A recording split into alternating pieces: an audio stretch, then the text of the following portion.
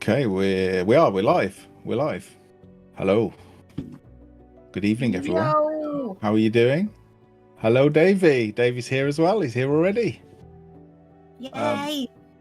That's all we care about. Let's get started.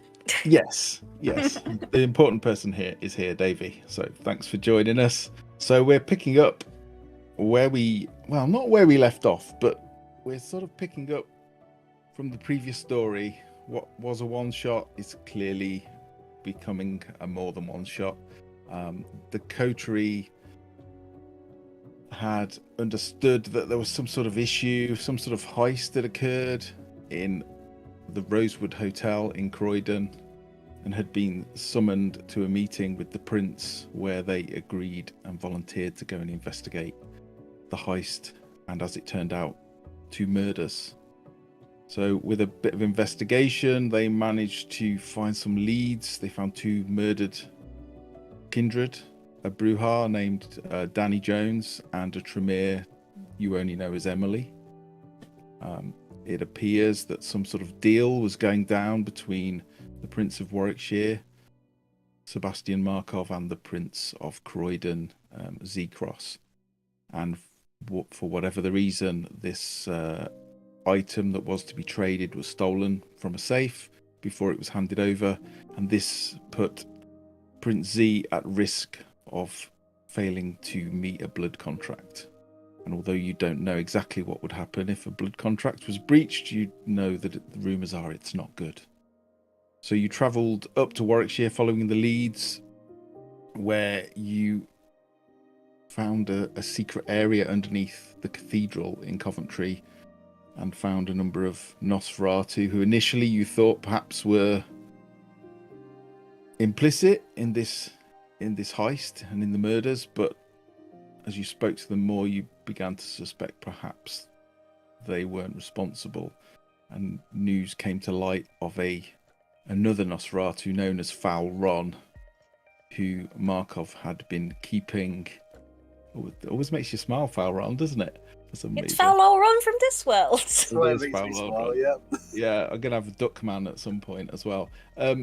So yeah, Ron was supposedly in deep freeze stored by Markov, a rather bestial and frightening kindred from what the rumours were. But you learnt that he had been let out. He had escaped, and you finally managed to track him down to an abandoned chapel, St. Osbur's, in the countryside, where you encountered Ron and some strange supernatural creature of which you're not sure, that managed to contort and twist and crack its own bones and joints to squeeze through infeasibly small spaces. After a bit of a confrontation, you managed to subdue Ron, but decided not to kill him, not to put him to final death, that it was best to bring him back torpid and staked in the boot of Hiro's car, much to Hiro's upset. And that was where we left off. So we will rejoin the coterie, squeezed into Hiro's probably quite small in the back, whoever's in the back, his little Japanese car.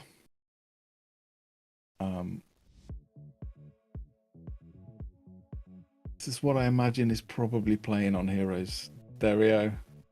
Got some tunes going. The roads are quiet. You've still got a good 4 hours till sunrise.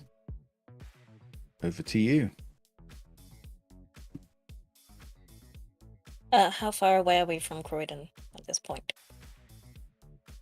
Probably about 90 minutes.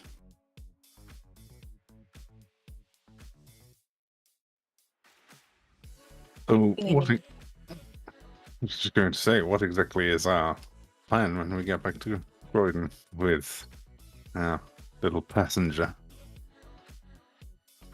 We need to get our stories straight. I believe we hand over Ron, make sure we get whatever it is we're owed from Prince Markov, and leave it at that. until we can get the prince, our prince, on their own, without Eva around, without Markov around. Hopefully, with Markov long gone. Because if Markov finds out that it was Eva that did all of this, we are gonna look weak.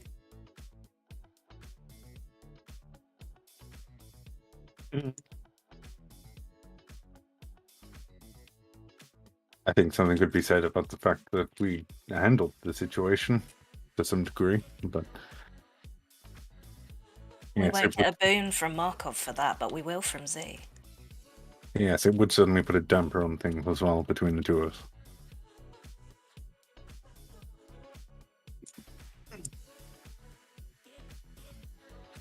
I mean, I don't think that Markov comes out of this looking particularly good either. So there's some consolation there. Yes, to be fair, he was rather adamant that Ron was in deep freeze and still, and not on the loose. So Probably, Go on. we'll probably both want to keep this quiet. So Part of me thinks maybe Markov wanted this to go wrong. I don't think he likes Zee. I just want them gone as soon as possible, so they can't ask questions. We can resolve this between us and Zee.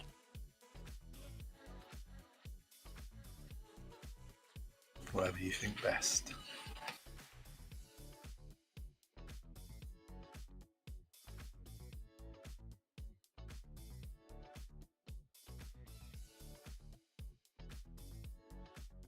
Do you intend to keep?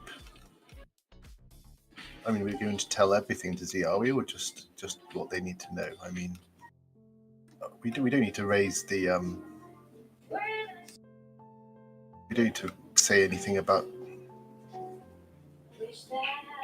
the couple we found under Cathedral. Oh no, they're nothing to do with this. That's good.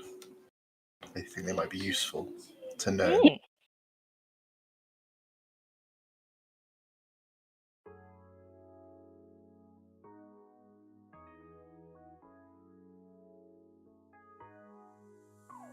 Well, I'm glad that we're all in agreement, I suppose. seems that way. The first thing we should think about is where will be our first port of call. We're going to take Valor on to straight to Markov. I think that's best. That's where I'm heading. Well, that was the plan. I can give Zee a call, see Zee will want to be there to make sure the transfer happens. And it's probably best we call Markov to Elysium rather than go to the hotel. What do you think? You know these politics better than I do. Home ground is just always preferable. Somewhere where a Nosferatu can drag a torpid Nosferatu around, it would probably be a bit more well received. So Elysium would likely suit better than a hotel.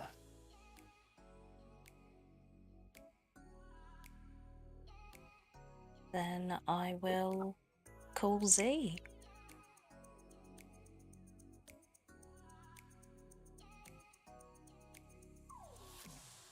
Okay. You turn the stereo down because it's hard to make a phone call with stereo on. You've gone a tad bit quiet as well, Matthew. I don't know if anybody else noticed him getting Have I? gradually quieter and quieter. No, how's that? Okay. Yeah, that's fine. Now? That's That's cracking. better. Okay. Yeah, the phone rings. It pretty much answers within a few moments, like 2 rings, and it's answered. Yeah. We're an hour away. Shall we meet at Elysium? What have you got with you? Finger bone. Yes, the finger bone and Ron. You got Ron. We Okay. do. Okay, bring your car around the back. There's a little spot you can reverse the car into. We don't want to be seen unloading a body, do we? Know how it works, don't worry. Okay, I'll make preparations. See you then. Laters. And it goes dead.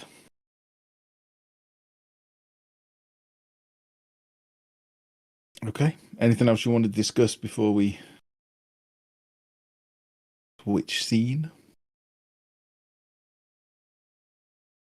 Take that as a note.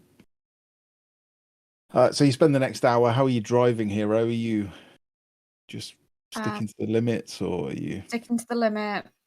Don't want to draw any attention to the car.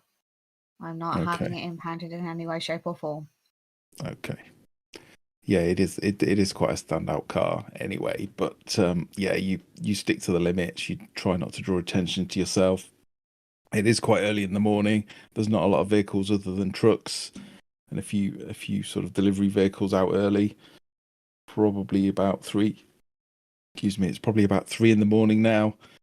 You make your way eventually south and into Croydon, and begin to come up to the Blue Orchid, which is the location of the Elysium. It's an old dance hall from the sort of 40s and 50s that was a nightclub for a while, and now it's, well, to all intents and purposes, it appears to be shut, but you all know otherwise, that there is a lot of art inside, a private gallery of sorts. Hiro, you make your way around to the back, and as you approach, you see a young guy who sees you approaching, seems sort of squints as if he's checking your plate, and then starts to roll up this roller door, and you can see it's wide enough for you to just drive your car in. Wide enough as in, like, is it just like garage size, or am I driving into a warehouse? It's more like a warehouse. Yeah, they would normally reverse trucks up to this to unload them, but it's a car, so you can just drive in, and there's enough space inside for the car. Yeah. Just making sure that people will be able to get out without dinging the doors. That's all that Yes, matters. yeah. Once you're Otherwise, through the I'd kick gap, them out yes. beforehand. Okay. Yeah, you drive in, and this young man sort of steps inside and starts pulling the chain, lowering the door back down.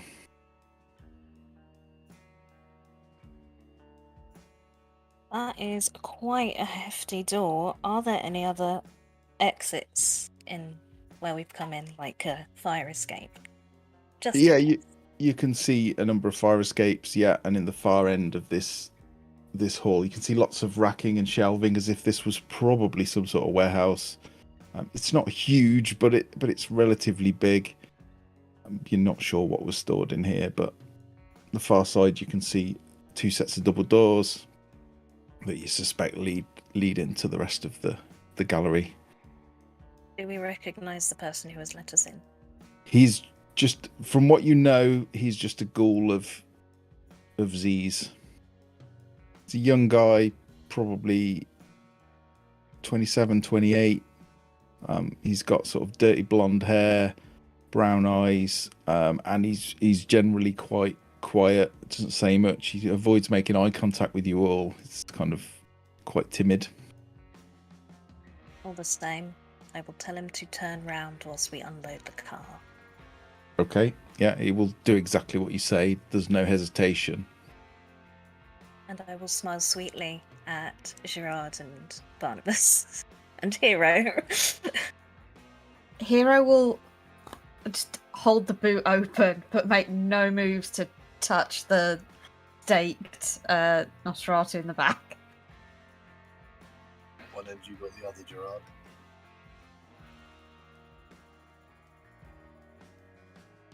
As you hoist him out, lift him out, you see one of the sets of double doors open at the far end, and you recognise Zee straight away. I'll share some art just to remind you all. Who has the finger? I thought you did, but You I can't I quite just remember. don't remember. I You thought see, that we're just letting Madam lead the way, so I'd expect you to have it. Oh, I'll take it, sure. There was Mimi there.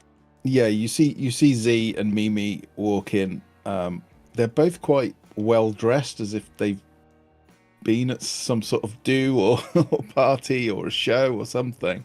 And they walk in. A third figure walks in shortly behind them, who is a sort of young guy, brown hair. He's got kind of like an excessive number of man buns. That's the only way I can describe it. You know, he's got his hair in these little buns, but rather than just one, he's got several.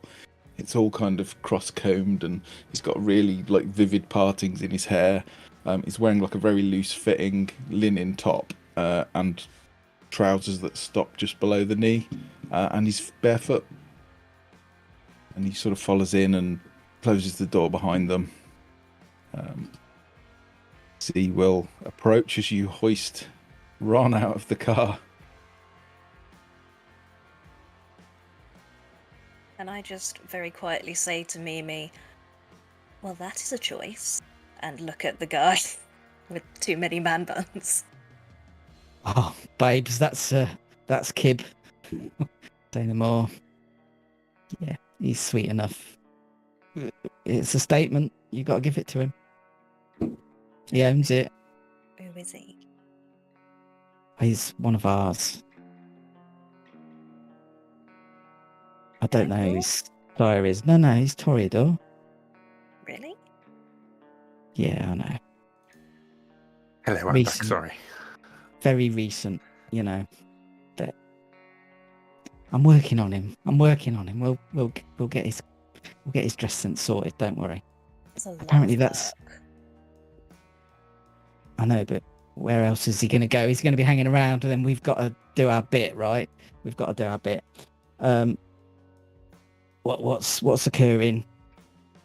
You'll see Zee is just sort of ignoring you while you're talking and sort of looking at Ron. Would someone like to explain why there is a staked Nosferatu in my Elysium Hall? It appears that he had the finger.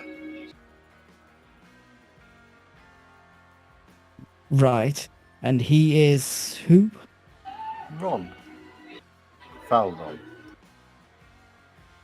That's all I know.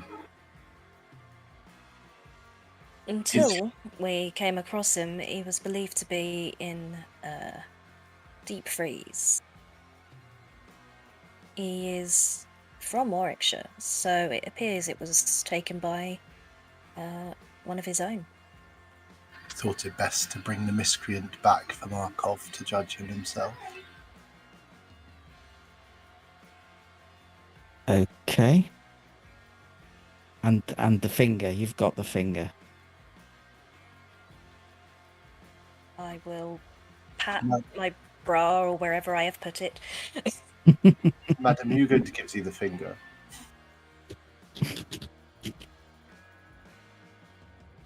Maybe not in a garage. You will see sort of Mimi as you say that just sort of smirk and sort of give you a little look. Wouldn't be the first time. Mimi. Mimi's my favourite. Amy's my favourite.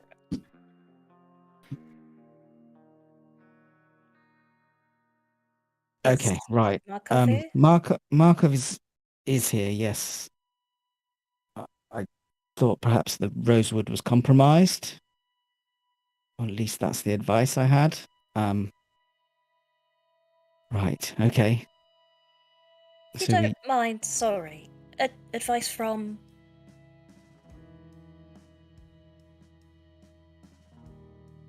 sorry. Ava? Who Who advised Yeah. you that the Rosewood was compromised?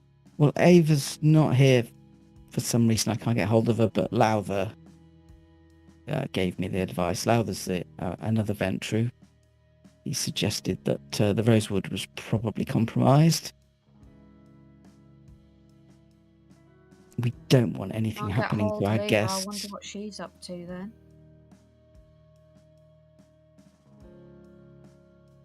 I'm sure it's fine. If there was any kind of attack imminent, any kind of Inquisition activity, then I think I would know by now.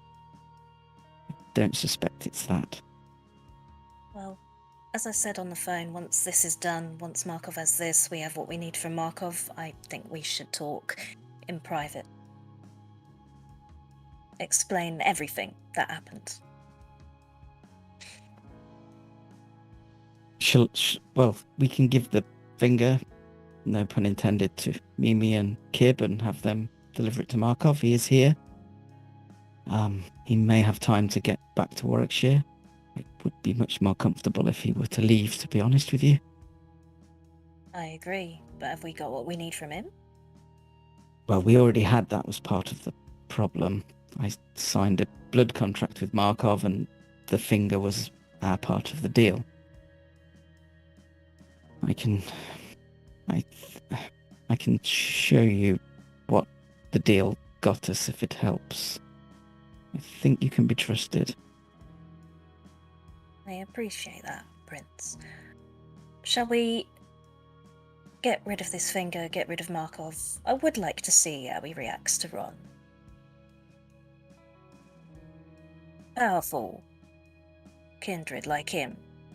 If he genuinely thought this kindred was somewhere he wasn't, that doesn't look good, does it?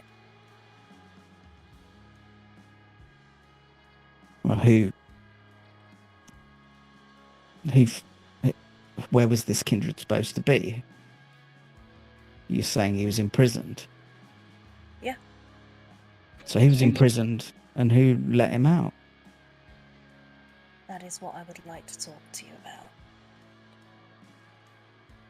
I don't think Markov needs to know. It's probably better. You and the people here are the only people that know Prince Zee. Point taken. Okay. I'm not, let's be honest, I'm not the best financial mind, I'm not the best strategic mind, but I think I know good people when I meet them, and I think you're all good people.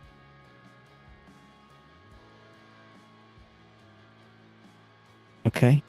It stays between these four walls. You see Mimi and Kib wasn't really listening. He's just kind of looking around and shuffling his feet, very distracted. They nod, and Zee will be like, Kib? Yeah.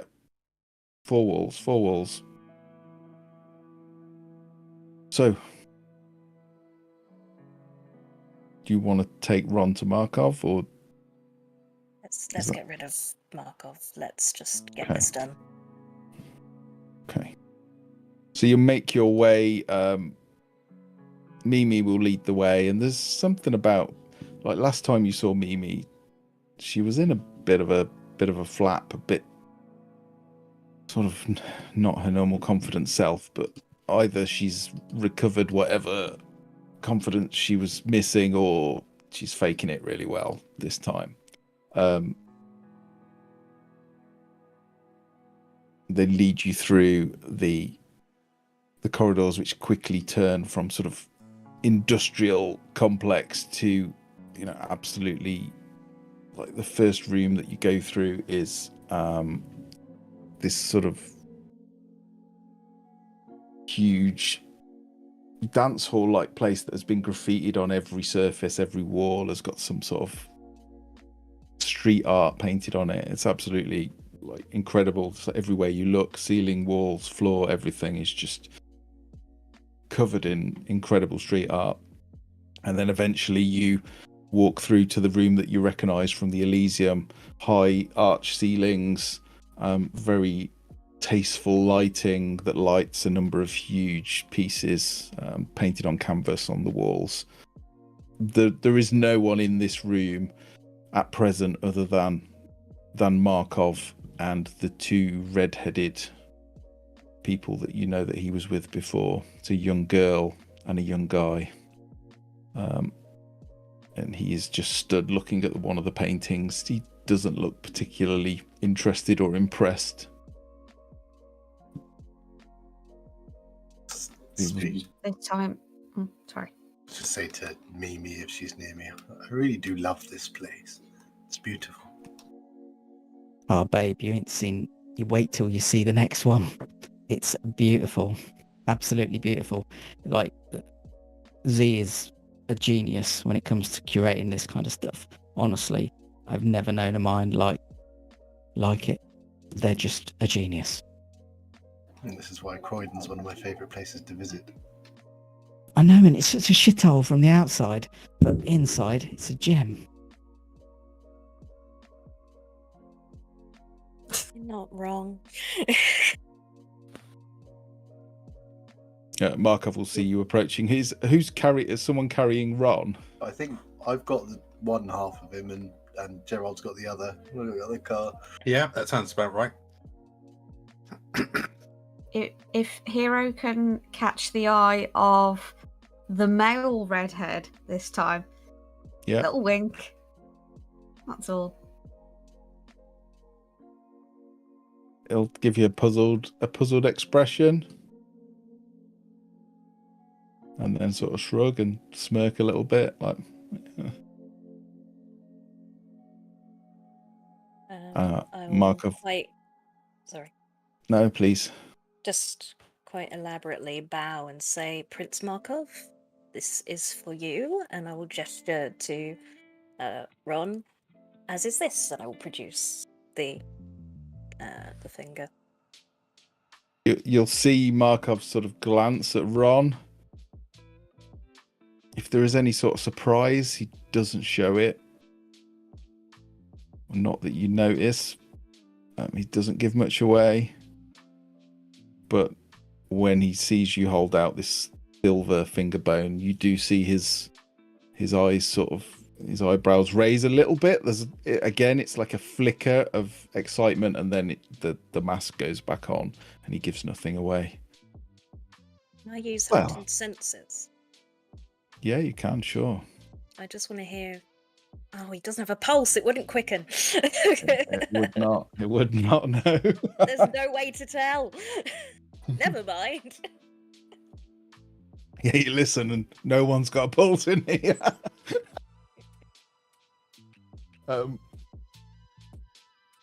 Actually, no. The heightened senses, though, you would notice that although you all are quite pale, he does look he's got quite a rosy hue to his skin. He could almost pass as alive. He's got no heartbeat, but yeah, it's quite strange. He's definitely more alive looking than all of you. And he will hold the hand out for the finger. I will give Prince Markov the finger in front of everyone. Little did I realise when I created this item that it would generate so much lovely phrases in this. You give Markov the finger. He is unusually grateful for it. And he will look to Prince Zee. Prince Zee, thank you. I believe the terms of our blood contract are completed. But I would be very curious to know where you found this person. He was in possession of the item you craved. Yes, but he was not a free vampire. He was where we found him, Prince. And where did you find him? A chapel, was it St. Osbert? chapel? I don't know it. I can point it to you, or I can point you to it on the map, but why he was there, I don't know. We just followed a trail and found him.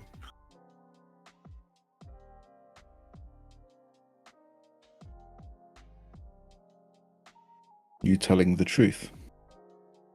I'm telling you absolute truth as I know it, Prince. Have you ever known me to do anything else? Kind of holds your gaze a little bit too long. And you feel like he's looking right into you. Quite an invasive feeling. Or maybe it's just your imagination. You're not sure. I will absolutely direct feeling that my mind will be the Chapel of St. Osberg only and nothing else. I'll be holding the picture of it in my mind and nothing else. Okay. I will attempt to distract from the strange staring contest by creating conversation. For someone who I believe was described as feral, he seemed quite in his senses. I suppose he had fed by that point.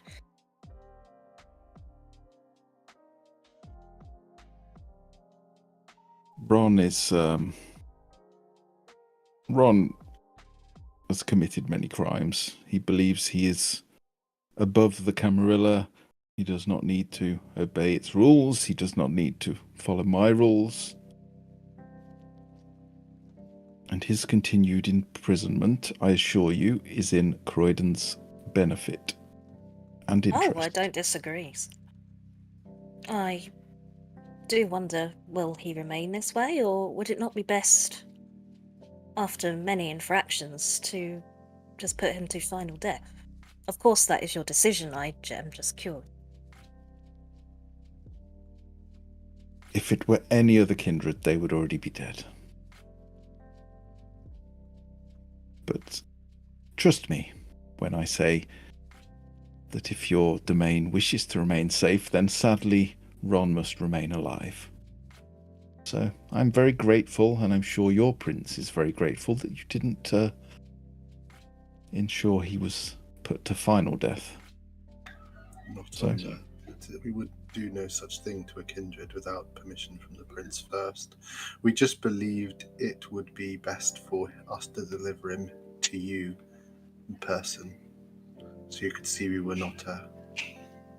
being upfront with you, and we thought you would want to deal with him. And I will. I thank you. You are all welcome at the next Elysium in Warwickshire if you wish. I will happily grant you all a minor boon if you should require it at some point. This artifact will help the kindred of Warwickshire greatly with the lupine menace. Something I hope you don't have to face. Not very rural, is it, Croydon? So I'm sure you won't. Unless we've got fox lupines. There's a lot of them about. But we are eternally grateful for your boon and look forward to seeing you in Warwickshire. Indeed, if there is anything else we can be of assistance with to strengthen our domain's relationships, please just let us know. I will. Thank you. If we were to head to Warwickshire, where would we find you? Or if not yourself, perhaps your companions, Ellie and... I'm sorry, I didn't get your name. And I'll just be looking at the ginger guy. Okay, yeah, I can't remember his name. Hiro is also smiling over Madam's shoulder at the moment. Yeah, you'll just see the red guy. Oh, I'm Danny. This is Ella, yeah, my sister. Ella, not Ellie. Ella. Sorry. My apologies. Right, so Markov will be like, I think we're going to make a move for it. I think we've had quite enough excitement for one evening, and if we leave now, we should get back in time before sunset. So if there is nothing else, I will take my leave. Prince Zee, everyone, thank you for your hospitality. And of course, if he says anything of interest to my domain, I'm sure you'll pass it to me, won't you? Zee sort of says nothing, but just nods. And I turn to Hiro and just, not so everyone else can see, so maybe just between us, like, do a gesture to them and the this sign. Hazel seriously doesn't know what this sign means other than call someone, but I think that's out of date now. Get the gangrel's number! Meanwhile, Gerard is probably walking, like half dragging Barnabas over to the gangrels, going, I suppose you'll be taking run off of us? And just kind of like trying to like pat him off. He's Yeah, really you- The two gangrel will just sort of wander over and lift him up. Like he does. They're really quite slight and skinny looking, but they're deceptively strong. They sort of hoist him up between them, arm under each of his arms. He's unconscious, sort of blood staining down the front of his clothes, and the stake still inserted in. And they just follow Markov out of the room. And Danny turns back and goes, "Yeah, Warwick. Warwick Castle. You'll find us around there." And leaves. Well, see. So as that is happening, and Madam is kind of like trying to get Hero's attention, she'll just be able to see Hiro watching this interaction, watch them like just hike this like corpse up, and like his eyes will widen slightly.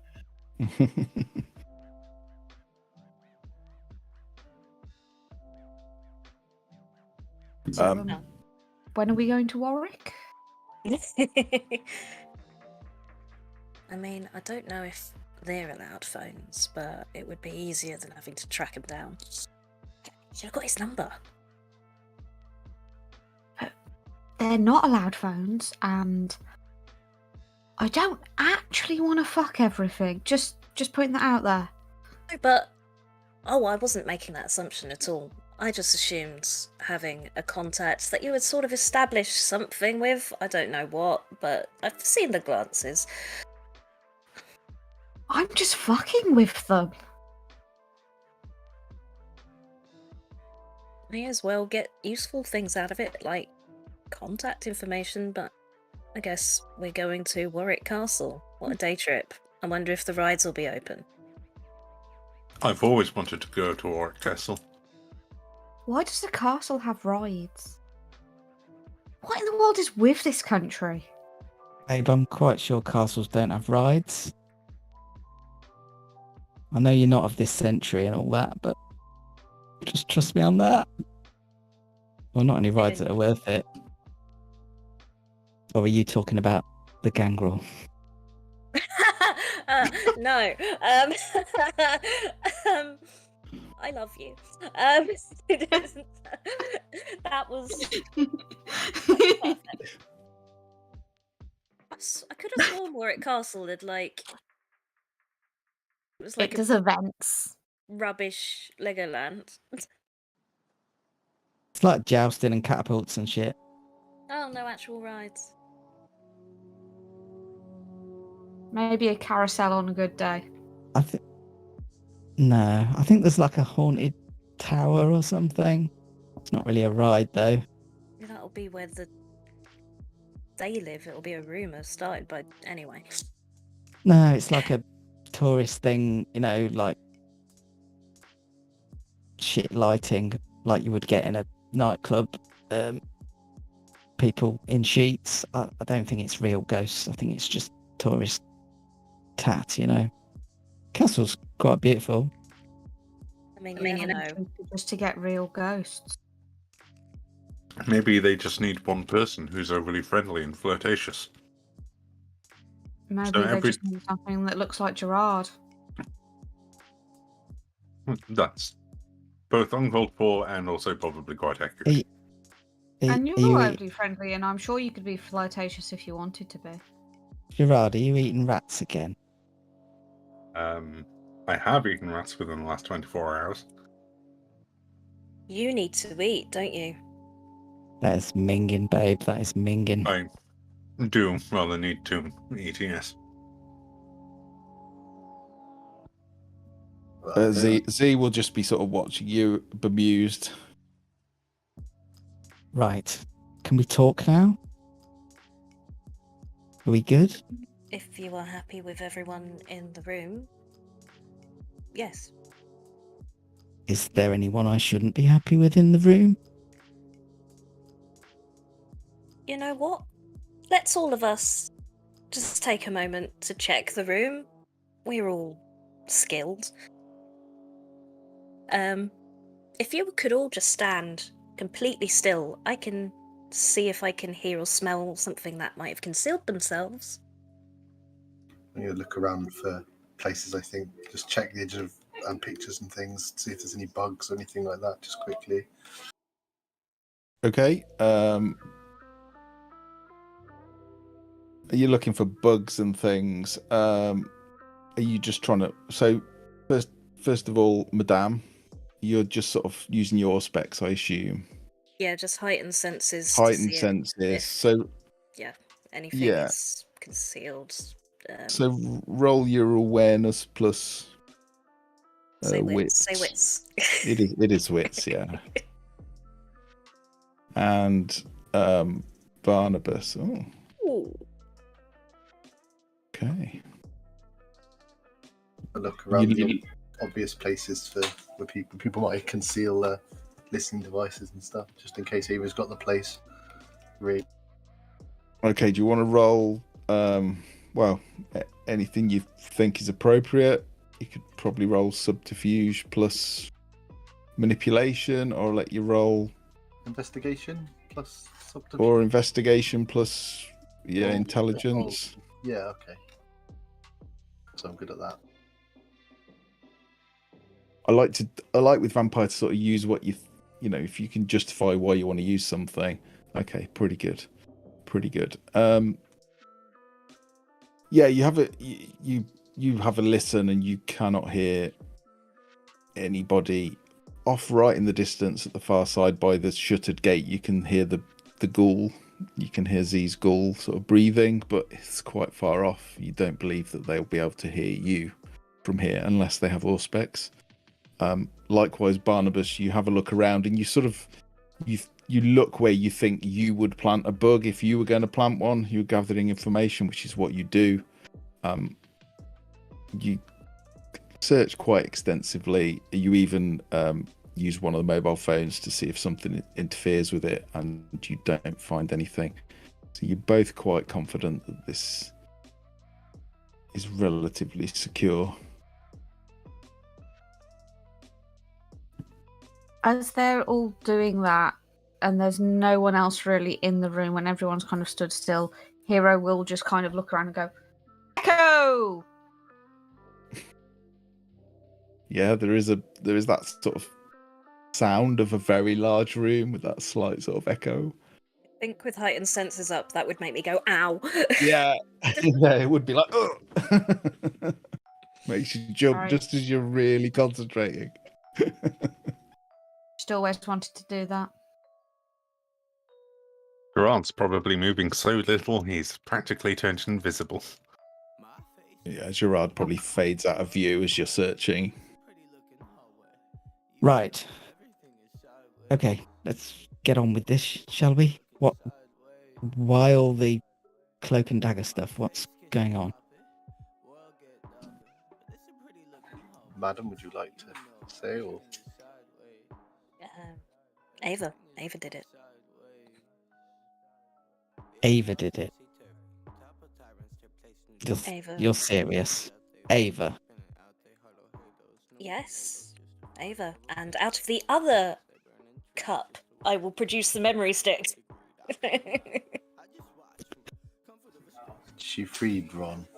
I need pockets. Sorry. In all You fairness, she really, was. you really do. In all fairness, she was my prime suspect for the murders of the two people, the two kindred. In the hotel, she was the only person who had access to them, knew they were there, and also knew the Rosewood's security information and the safe code to get the finger bone. I'm not sure we know why she did it, but So you have a memory stick. He wants me to remember what's on this. I believe it's footage of Ava in the car park of the Rosewood doing something. Yeah, there's on the memory stick there is footage of someone on a motorcycle with a hoodie. Can't really tell who they are. The cameras sort of glitch off, and then just after the murder happens, they come back on. You see a motorcycle, which was Annalise's motorcycle, leaving at speed, and something dropping out of the pocket of the person, and then you see Ava come across and pick up that piece of whatever it was that was dropped on the floor.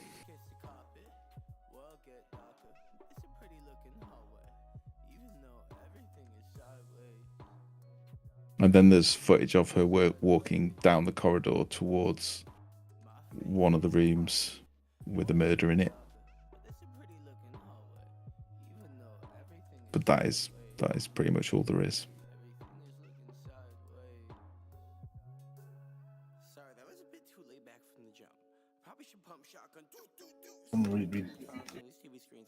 I found information too that a cat's paw of Ava's had released Ron in Warwickshire. So. Who had released Ron? An ally of Ava. Who was it? I do not know this. Danny? Not Danny. that Danny. Danny was murdered. Danny's the Bruja that was killed. So you're suggesting Perhaps why? she killed her own ally? To stop Yeah. from finding out information. Yes, to cover tracks. It's hard for him to tell people that he's released Falron if he's dead. Prince, please understand this is why we insisted on telling you this in private. This is the information we've found. We're giving it to you and you alone so you can behave and do what you will with it. I don't know what to do with it. I'm struggling to believe that Ava has done this. I mean, ultimately, she is the one that introduced me to Max, and without Max, none of this would be here. Can we ask now what this is? The deal we've made?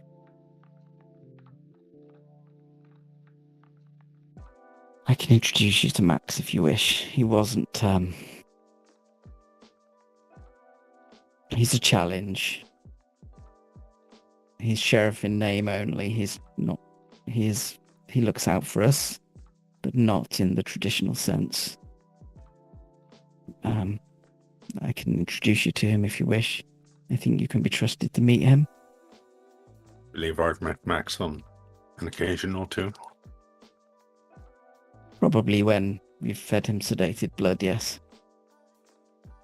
If Ava introduced you to him, can Max be trusted? There's some things I need all of your words that anything we discuss and anything you see from now on in does not go outside of this group. Outside up. In fact, Kib, you can leave. Mimi, you know what we're talking about, so please go with him. Just make sure no one comes near for a while. I also have a question for you, if it's okay. What would have happened had your blood contract fell through if you weren't able to provide Markov with the finger. I've got no idea what happens when a blood contract is. I'm not a Tremere. I'm not a sorcerer. I don't know, but I know that it's purported to be bad. Very bad. And I have had no desire to find out. But thanks to you all, and as I said to Madame on the phone, I offer you all a boon in thanks for your service to Croydon, and I will allow you in confidence to understand what is happening here and why we are escaping the Inquisition at this time, when much of London is not. I suspect I would have been severely weakened, if not harmed.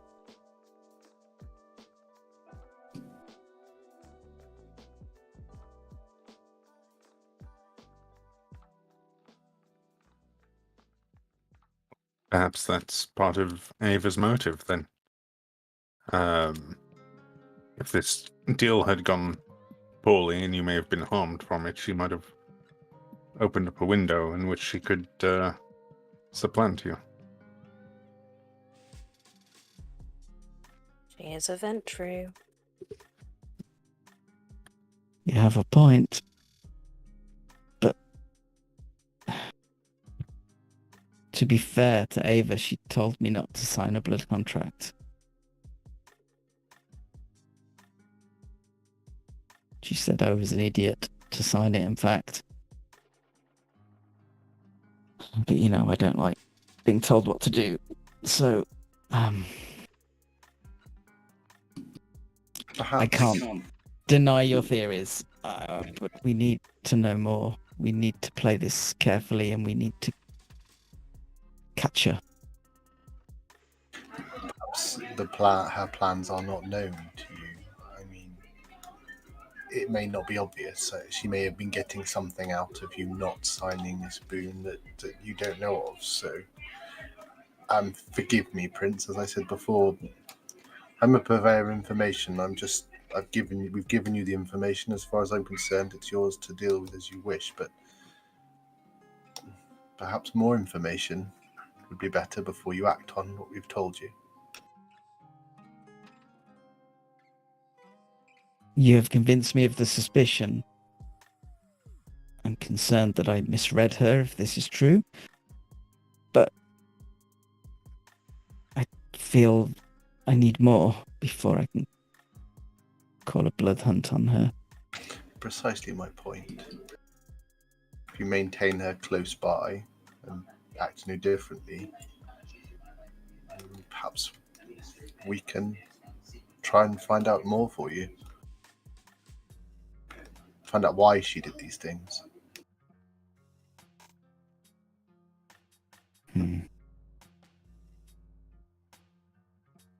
So, look, come. She sort of gestures this way. Come, this way, and I'll explain everything. And she leads you through this hallway out of where the art is, and then into a little door that just says staff only. There's a little sort of cubby / changing room / junk room. There's step ladders. There's pots of paint. It's just full of rubbish. And she will grab this sort of old paint stained bookcase and just pull, and it will slide across, and you'll see a door behind, which she will open, and going down below the gallery you see some stone steps and a sort of rough hewn tunnel carved out of the earth. It's not professionally built. It's quite rough and ready, and at the bottom you can just see a little pool of light. After you all.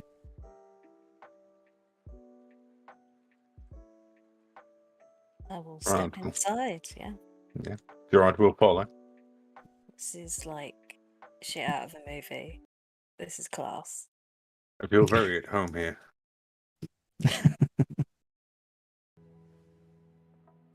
As you walk down, As you walk down the stairs, Zee will follow you, and there they sort of, as you get to the bottom, it opens up into this large room. It's got quite nice mosaic floor tiles that look very old, like they're probably from a long time ago. And again, it's like a cavern that's been carved out of rock, and you have no idea anything like this was below the city.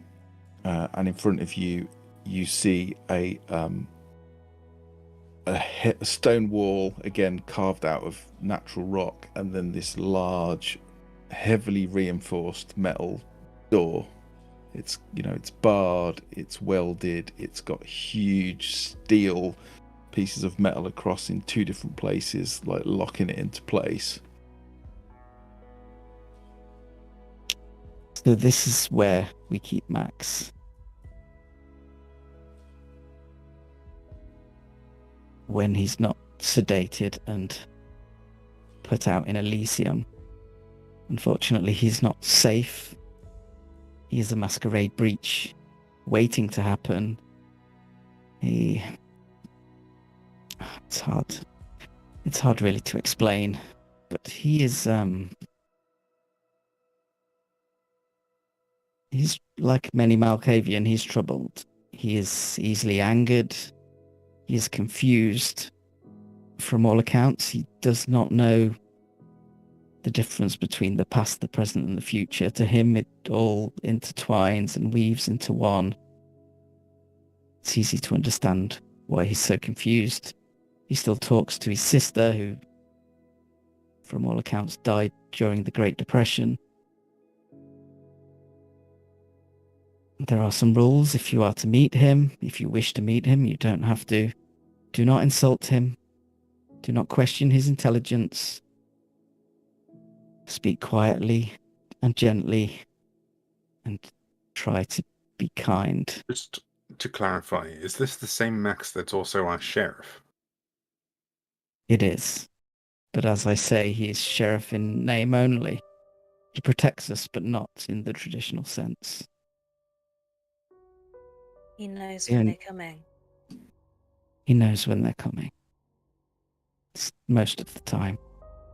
He sees visions of the past and the present, and often the future. But he's very confused. He cannot easily tell the difference. That's why you must be so gentle when you speak with him. If you say the wrong thing, he can go into a frenzy, and he becomes very violent. So we keep him in here. We play calming music. We make the atmosphere nice. And we try not to disturb him. The deal we made with Markov was for an item that would, from all accounts, improve his ability to see the future and perhaps make it easier for him to tell the difference between the future and now. Does he And want to be here? It's a very hard question to answer. I've tried to have that conversation with him, but he doesn't really know where here is. He is blind, I should warn you. He was blind as a mortal, and he remains blind. But he had vision as a child, so when he has a vision, to him it is real. Do you know if you can prompt a vision through questioning, or do they just happen? We're yet to discern a pattern. I was hoping that working with Markov we could figure this out. Make it more reliable, make it more consistent, perhaps extend his reach, which is what this deal should have done, so that we could take back more of London. Cover more of London.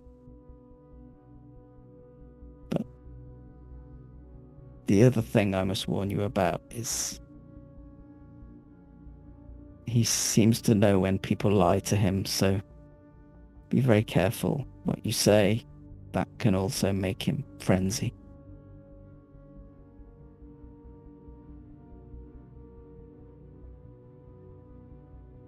Any questions?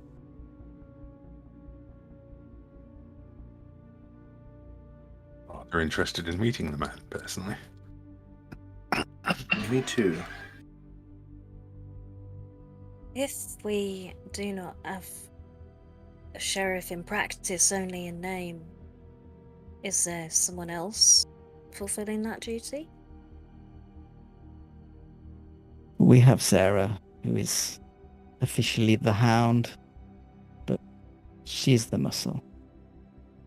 But without Max, then we would not be here.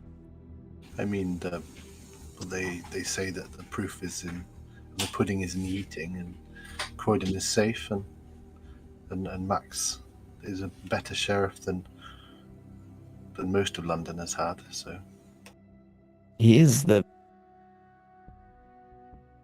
best sheriff I've ever encountered in my long life. I agree with Hiro. It's a poor existence, but what's the alternative? If we let him out of here, he would quickly breach the Masquerade. He would. So we just keep him here. We keep him calm. He's been a kindred for 100 years or more. I mean, there is said to be, some of his writings are said to be available. I've not read them myself, but I know that Lowther told me that Max actually predicted the Great Depression. He predicted World War I, World War II well before either of them happened. His powers of prophecy were well known. Well, no, they weren't well known. He was largely laughed at and ignored, but his predictions often come right. Who was Lowther? Lowther is, well, he's probably in there now, a Ventru.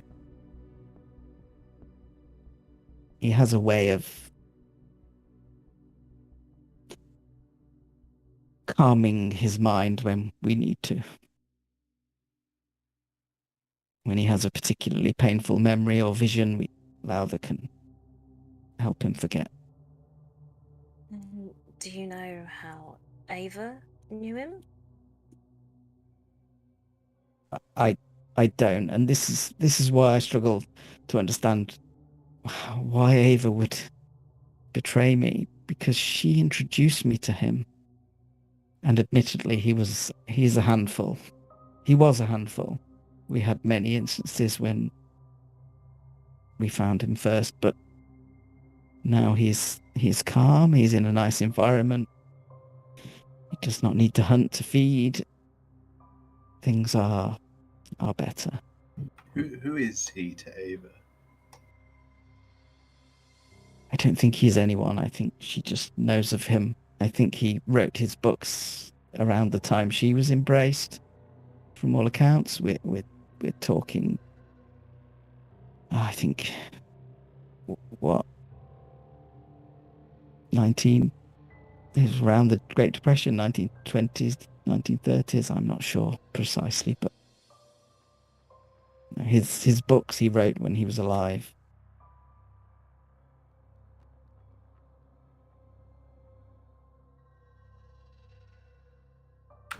Let me get to meet him.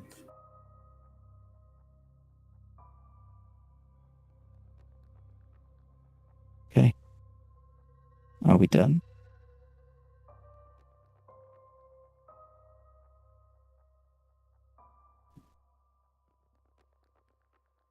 Okay, Zee will walk up to the big steel door and just gently tap on it twice.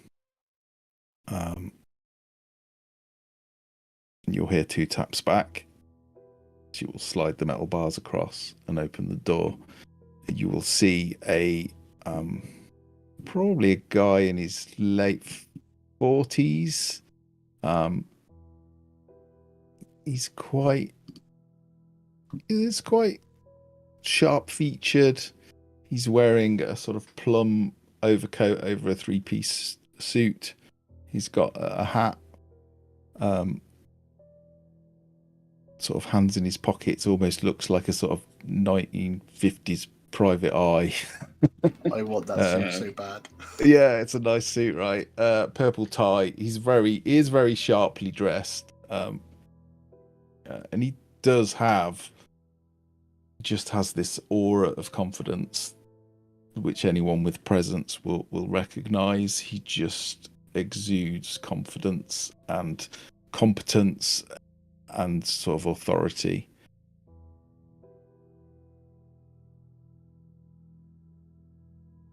And This is all of our first times meeting him. Yes. Yeah. You've never met him before. Lowther, good to see you. These are a coterie who have helped with the issues surrounding the deal. This is Madame. I will extend a believe- hand as if for him to kiss it. Okay, he will. He will literally raise it up. Pleasure. You have passed the test. A pleasure. This is Hiro. I will Barnabas. raise my hand for him to kiss. He will look a little bit confused for a second, but then he'll just kind of shrug and he'll kiss your hand as well. You have passed the test. I'm all. I'm all for embracing the foreign cultures and customs. Barnabas I've heard of. And Z will say, this is Gerard, our resident Nosferatu. I'm not kissing your hand, my friend, but a No, pleasure. It's I'm French, so we do the more European thing, and he will walk over and give him like that awkward like pats on the shoulder, and then like the welcome kiss on each cheek. Okay, he will kind of accept it, and everyone else will see that he's kind of smirking a little bit as you do this. Dear boy, if there is anything on my suit after this, you'll be hearing from me.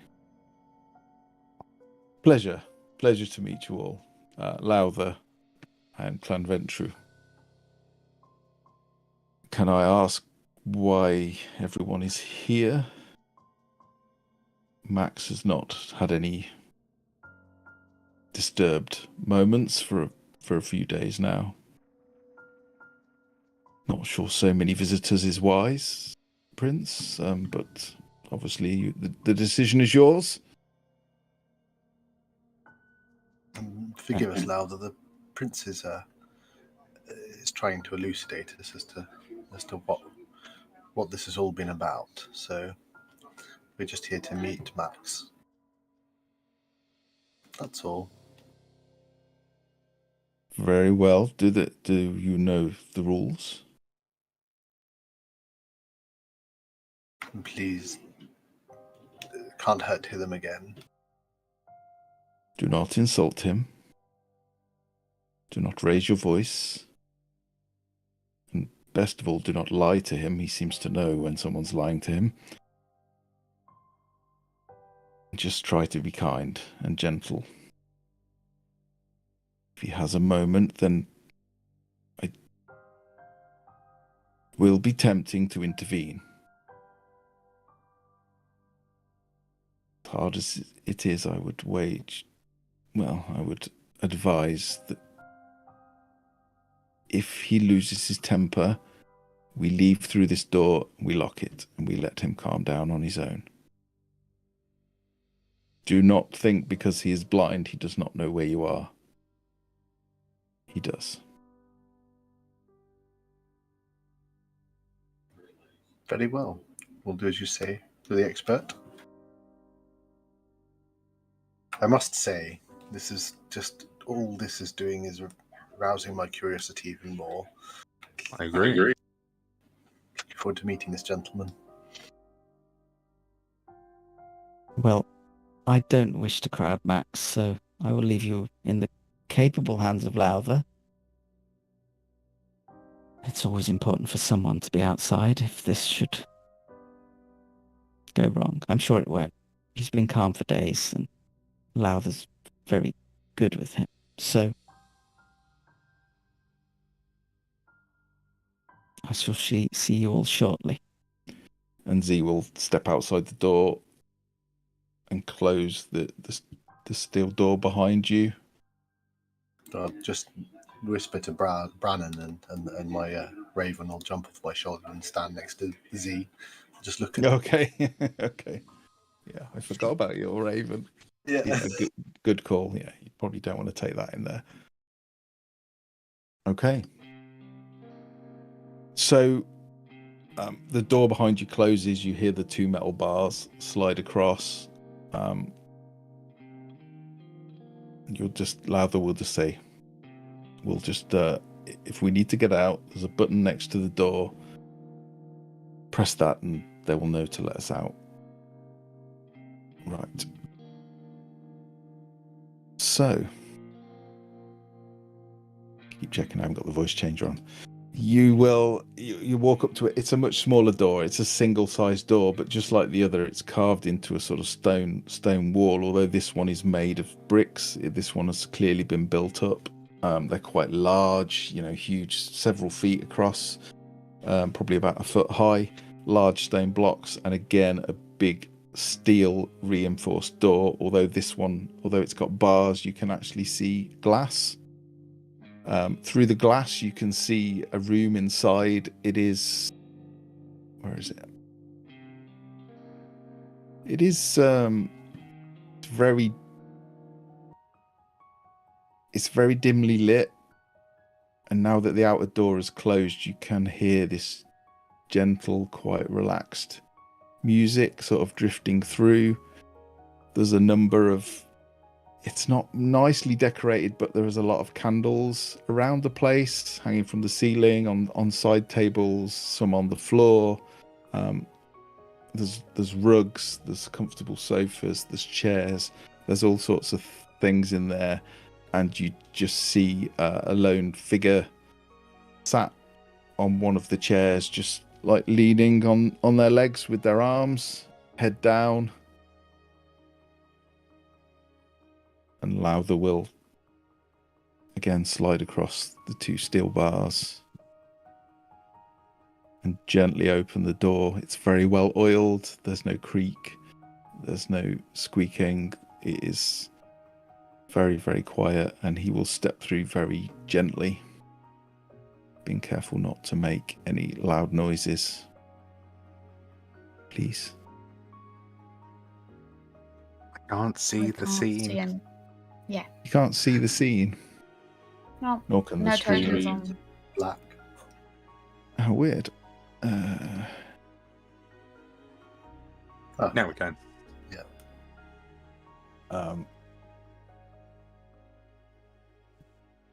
As you walk in, you can see all around the chair, there's little side tables, there's little like boxes, there is books everywhere, and even in the dim light you can see that they're all braille.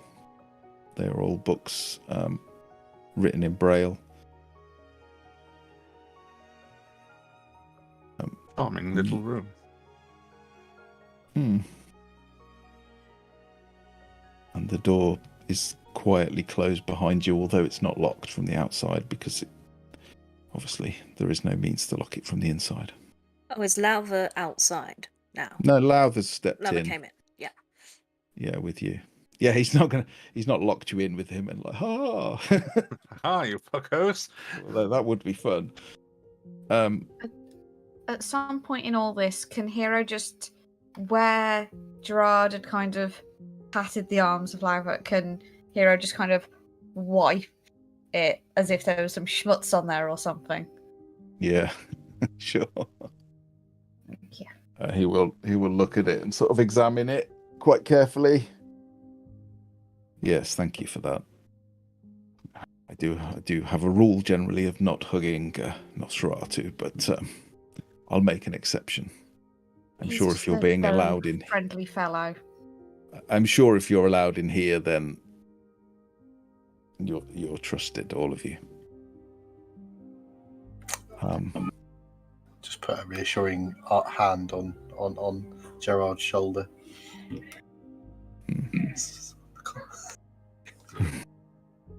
Hello, Barnabas. Just sucks when I just give him a look to say sucks when people are like that. You could. So he's there. I'm not sure why you're here, but remember the rules and everything will be fine. Calm, quiet, no insults, no lies. The best lie detector I've ever came across. And now I'm just going to stand by Lowther and watch whatever everyone else does. I'll sort of whisper at Lowther, "Hello, are you going to introduce us?" Doesn't really work like that with Max.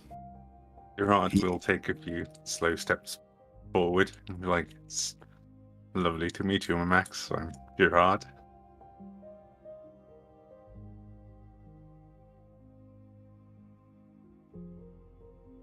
You see the face come up.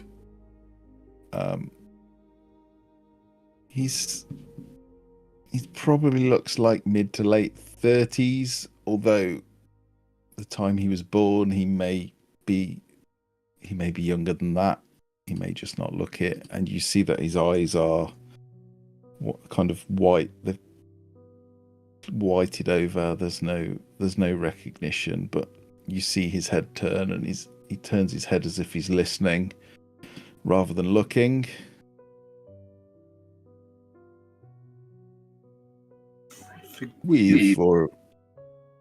Sorry, Tom. Forgive us, Max. Prince Zee is introducing us to you as by way of an explanation, and we were curious to meet you. Forgive the intrusion. What do you want? Why are you here? Why have you brought snakes with you?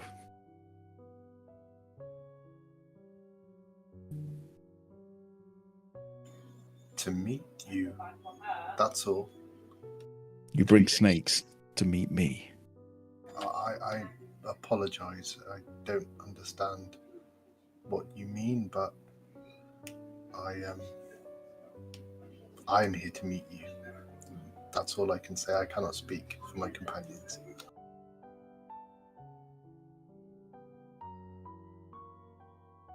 Were you in Vienna when it fell, Barnabas?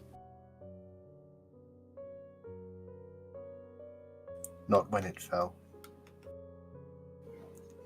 I'm grateful for that. But it saddens me that it did. Did you know it would fall, Barnabas? Did you help it fall? Barnabas just looks very guilty. And after a moment says, "No." And is almost close to tears, but I didn't know that.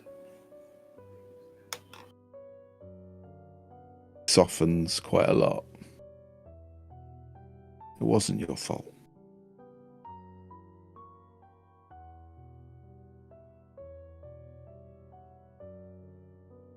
I'll just quiet and back away.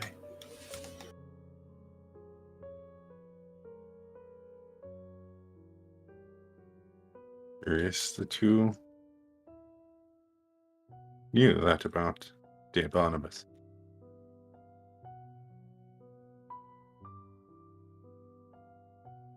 I didn't know I knew it until I knew it.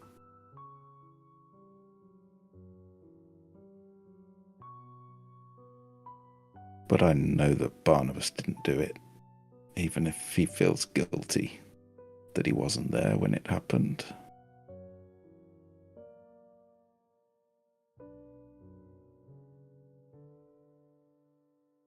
When I hear your voice, Gerard, I hear the swoosh of the blade and the thunk of the skull on the stone. She was crying, you know. You left her and she was crying.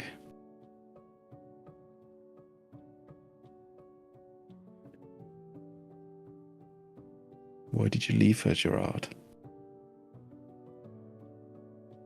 I didn't know that's what had happened to her, but I thought it was better for them without me than with me like this.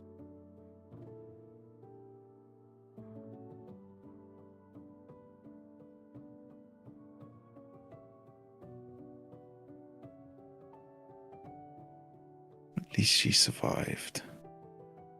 At least one of them survived.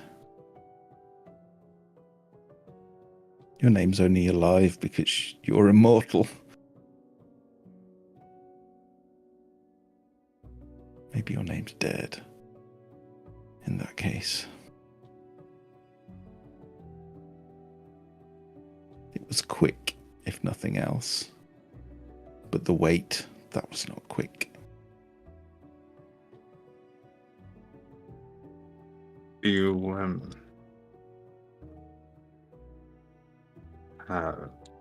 Do you know if both of them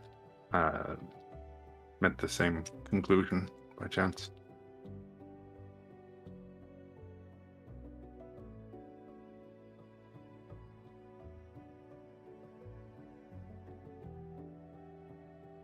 Black hair, brown eyes.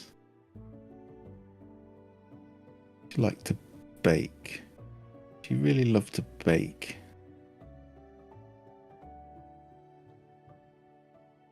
Before the blade took your wife's head, she sent her away. And she lived a simple life after she baked. And she baked. She tried to forget. She never forgot.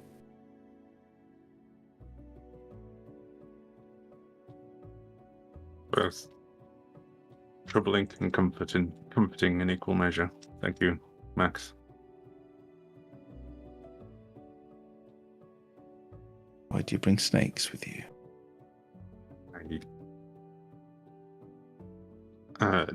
Who are you referring to when you say snakes? Don't like snakes. And you'll see him suddenly leap up from this chair. Like, he's gone from being quite sedate, and although his voice can be a bit aggressive, he just leaps and suddenly like grabs onto the wall. You see his fingers are so strong that he literally cracks some of the stone and makes handholds that aren't there. And as you look around, you can see other areas of the wall that are chipped and dented like this. And he just starts to, like, he's sort of, you can hear him listening. Snakes everywhere. The floor is covered in snakes. Why did you bring snakes here? We didn't intend to bring snakes for this. I apologize. He just stays up on the wall, clinging to the stone. You hear something drop to the floor and you realise it's a cane. A white cane. Where did it come from? He was holding it and it just must have just got caught and dropped. Barnabas will respectfully pick it up and just prop it against the chair next to his Okay. desk. Okay. Can I listen out? Is there any sound or anything? Like with the door being open, I know it's closed now, but I'm just wondering if there's anything that kind of leaked through or if there's any background noise. Well, all there is like this there is gentle music playing, sort of at all times. It's all very soothing and relaxing, mostly classical or piano. You can see a couple of speakers up in the corners of the room, very sort of hard to see in the darkness, but there's no other electronics. All there is tables, chairs. There's a lot of chairs in here, actually. It's almost as if so he can sit anywhere he likes. But there are candles everywhere, and the more you look, the more you realise how many candles there are, which is weird because he's blind.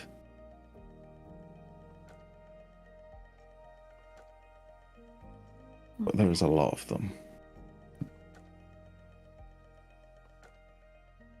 Everyone goes quiet, and he almost seems to forget that you're there. You just see him let go of the wall and sort of land slightly clumsily. Sit back in the chair. And he'll pick up one of the books. And this one you'll see as he picks it up, it's not Braille.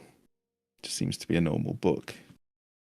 And his tone completely changes. Like, Rebecca, I know you really wanted this book, and I had enough cash, so I bought it for you.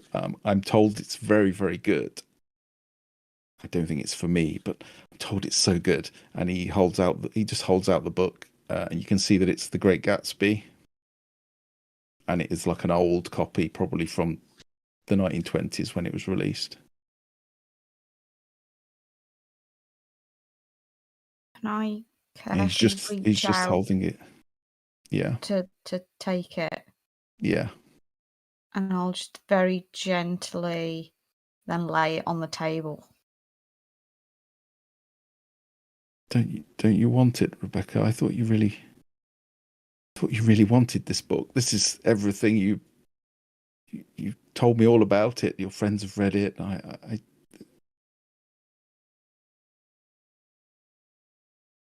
Very, very gently. It is an amazing book. Don't be so hard on me. I know my writings upset you, but I need to let these things out. They're going to happen. I assure you, they are going to happen.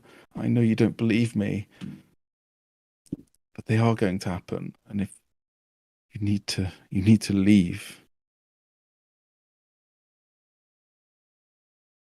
Look, promise me you'll leave. I've saved up. I have enough money. We can leave. We can go live in the country, somewhere quiet, somewhere where the bombs won't reach.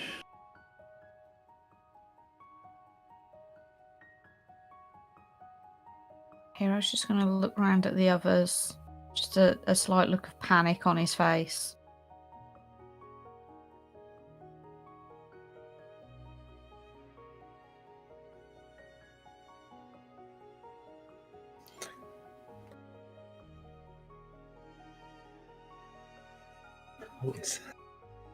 I look hopefully at his keeper.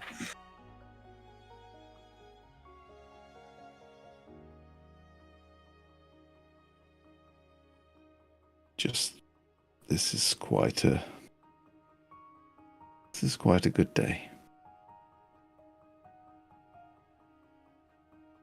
Unless you have any more questions for him and you wish to speak to him, we could let him rest, but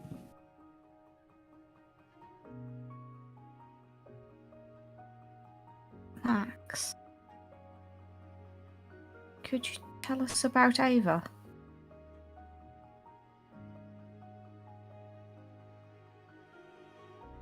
Who's Ava, Rebecca? I don't know who Ava is. That's okay. Don't worry about it.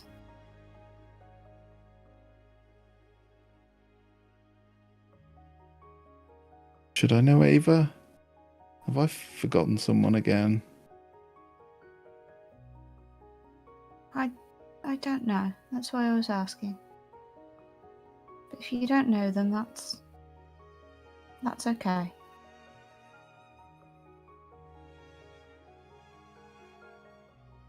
Okay.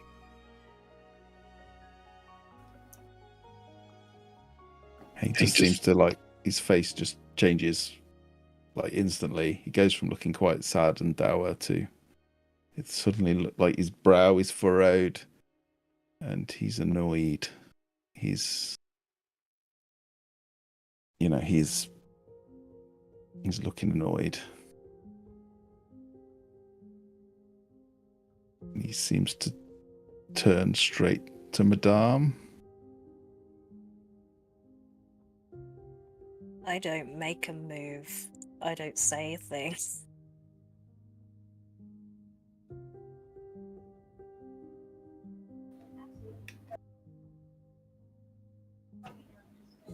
You think you're so special.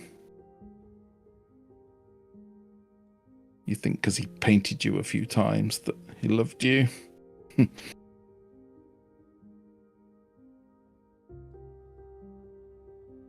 No, not at all, in fact.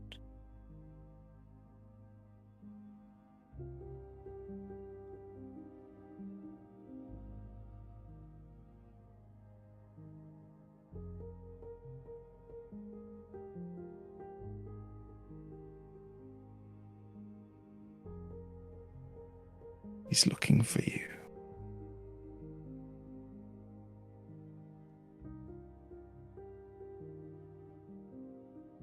I will let him come to me. I am staying next to Lowther. He's looking for you. And it When he won't starts to get close, I'll say, I'm here.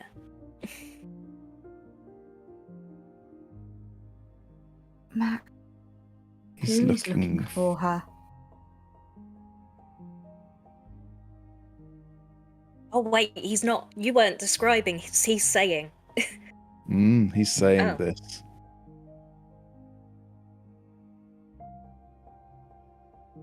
Ronald's looking for you.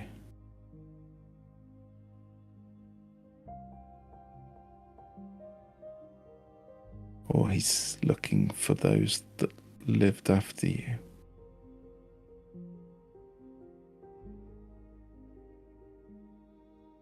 See blood and torn flesh and anger and fury and feeding and vengeance in your future.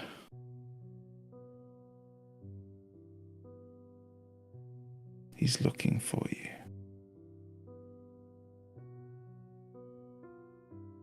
I am grateful for your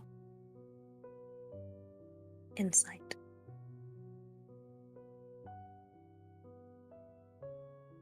So tell me, Rebecca, how was the book? You finally read it. Is it as good as they say? I'm waiting for the Braille version. I'll read it then. Would you like someone to read it to you? Oh, yes. Very much. Very much. Is he still like... Yeah, he's not looking angry now. His face has just softened and he's still looking towards you. He's not looking at you, but you can see that he's listening in your direction. I will stride past him over to where the book is and hand it to Gerard and say, our friend Gerard has a lovely reading voice. And then return to my spot by Lowther.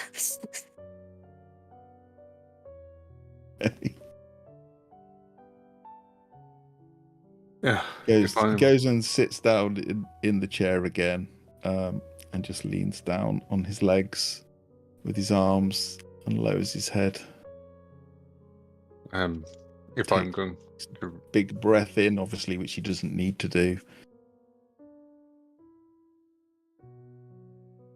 If you would like me to read you some of this story, would you mind if I take a seat somewhere? Who are you? What are you doing in my house? I'm a friend of Rebecca's.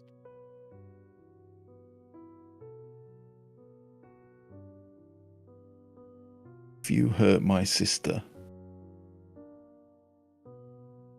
Don't intend to hurt anybody. I know I can't see you, but once I get my hands on you, that's it for you.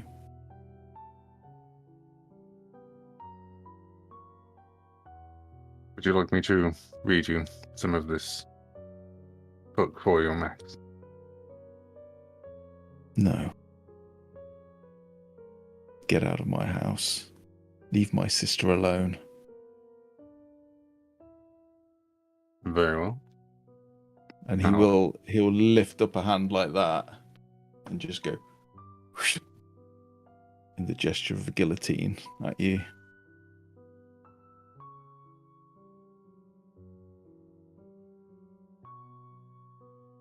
There'll be an extended, just kind of like stare, and then a heavy sigh, and Gerard will gently put the book down on the table, and he'll move over next to Lowther.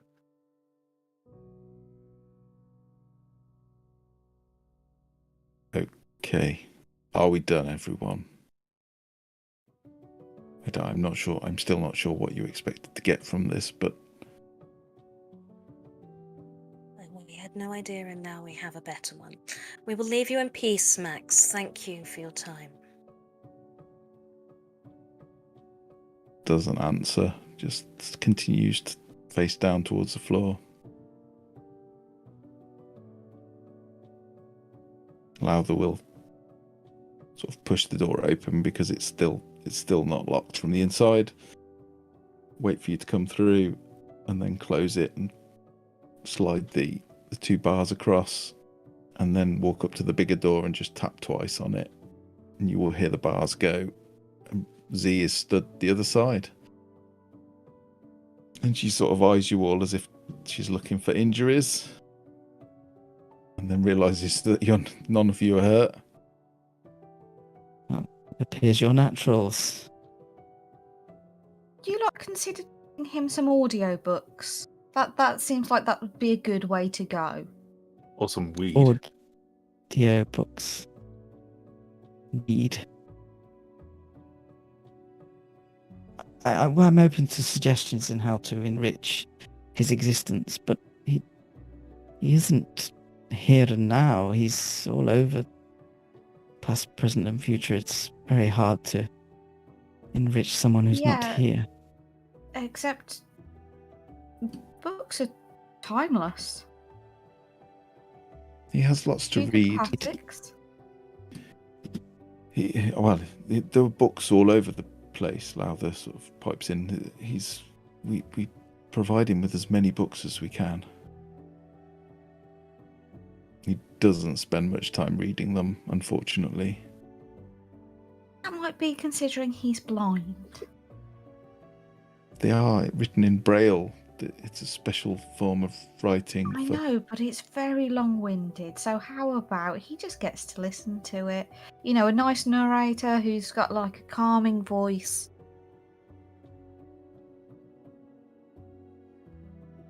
I'm open to trying it. Good suggestion, yes.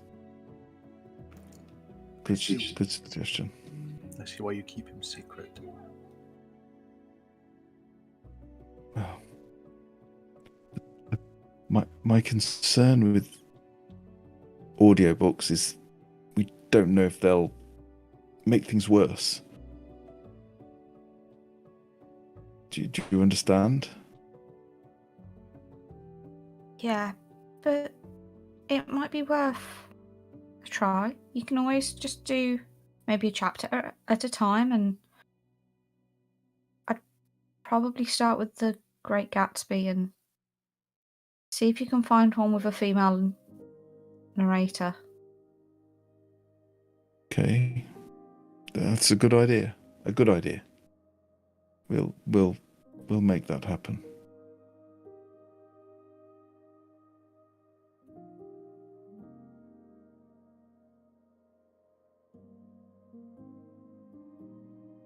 Can I go up to Lowther?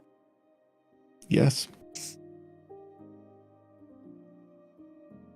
Do you spend all of your time down here with him? No, but I do spend an amount of time each evening. We obviously have to provide him blood in his chamber. We can't afford to let him hunt, so but I do ensure that I'm here if ever anyone is going inside. With the events of recent times, I wanted to be here to ensure that nothing happened to him. Croydon's safety depends upon him. Zee has kept you very quiet. I did not know of your existence until now. That is surprising for a Ventru. Surprising why? Because I don't seek the limelight. I don't openly flaunt my power, my influence. Are you stereotyping us? I mean, you are Madame? flaunting quite a stylish suit, I might say. You're too kind.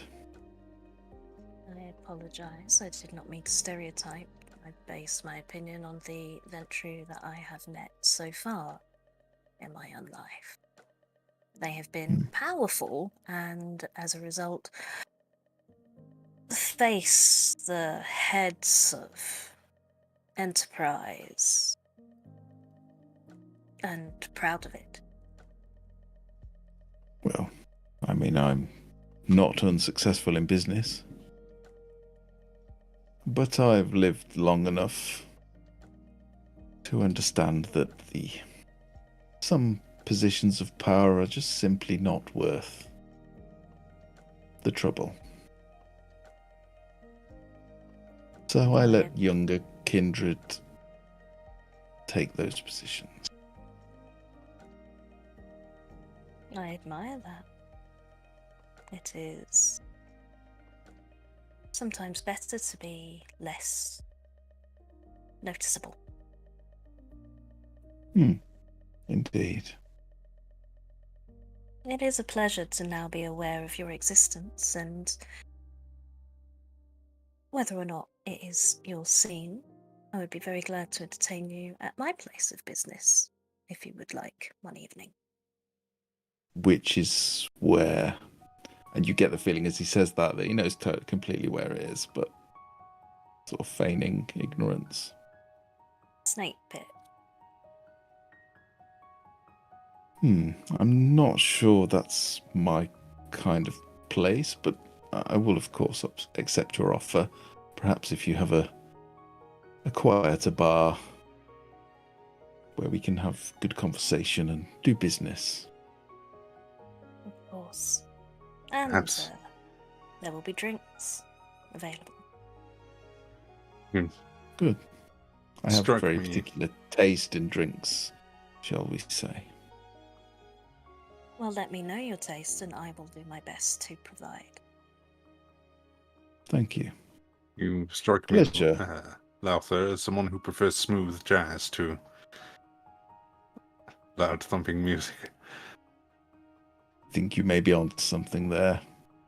I think you may be right. I'm just gonna look him Hey, up and down and Jazz. get a measure of him. Sure, yeah. Yeah, he's tall actually. Now you look at him, he's probably about 6'2". He's not like muscular and huge, but he's just, again, as you look at him, he's just got this unnatural presence about him. Fine wines or scotches? Is that your taste? It was, but not obviously now. Well, there are things that we can do. I just prefer a quiet place where we can do business. Live music. Musicians. None of this modern, whatever it's called, badum-tish music or whatever it is. I'm sure there's a name for it. Well, that is and we don't hold those nights every evening, so yes, Monday or a Tuesday. I have been trying to whole convince time- her. This whole time, Hiro is kind of like stood behind Lowther, trying to like catch Madam's eye, just grinning at her throughout this whole conversation. I have been trying to convince Madame to host a day for perhaps jazz or opera in her club, but she's less than enthusiastic. I'm not unenthusiastic, I simply need to pay rent. I think you're selling your customers short. I appreciate your opinion, or feedback is welcome. I know what that means.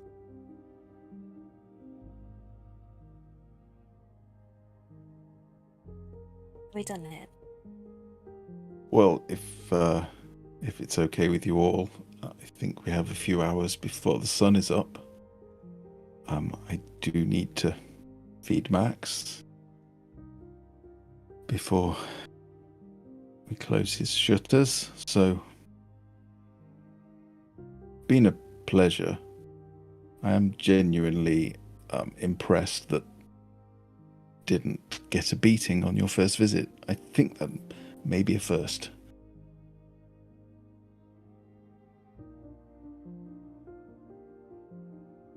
Good evening, and he'll take your hand and kiss it. And Heroes. Go to Barnabas and hold the hand out. I'll shake it. Um, Pleasure, dear chap. and then he'll just nod at Gerard. One's enough, my friend, one's enough. And he will start walking up the stairs. Z still stood there. Gerard will give him a rather courteous little bow.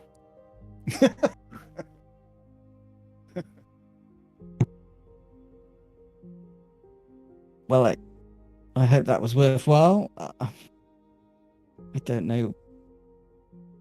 Do you understand now why this is so important? With this deal with Markov, Markov is confident that we can extend the range of Max's visions, perhaps make them more easily understood, and get a view of a wider area of London. Take some of it back. Or at least deal with the Inquisition.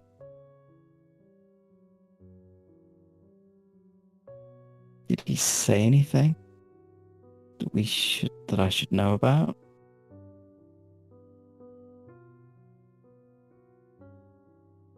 He didn't recognize Eva's name, so no. It wasn't particularly fruitful.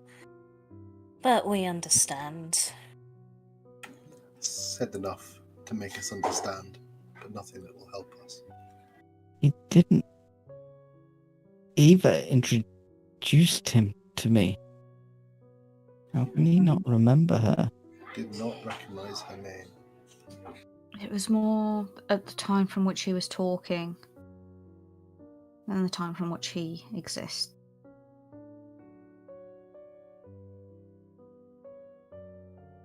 I've never really... Sorry. Pardon me, I was just going to ask if you had any of the books that he has written. I don't, sadly. No. What is his full name? His name is Maximilian Fenworth, I think is his name. It'd be interesting I to don't- check them out. That's all, thank you. I think from all accounts he wrote 2 books and they were very small print runs. They're quite hard to get hold of. And most of the copies that survived are in Braille, so... Perhaps I'll be able to find a transcribed version through some contacts of mine. If you think it's going to help Croydon, then I support it. If I can do anything to help, then please just say. No, we discuss what our next steps should be in terms of Ava?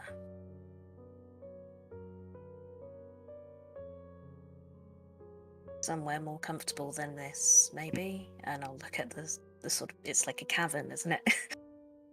Yeah, it's like it's basically a cave with some stone steps in it. It's pretty damp and cold, and Of course, we can go upstairs. We don't have long before sun up, so we need to make it quick. and they'll work up ahead of you. I'd be interested to know where they are. What is so pressing that they couldn't be here? Knowing what was at stake. I've put word out that we're looking for her, told her to report to us immediately. She hasn't done so. That does tend to make me think you're right about her. She is not normally so slow to respond.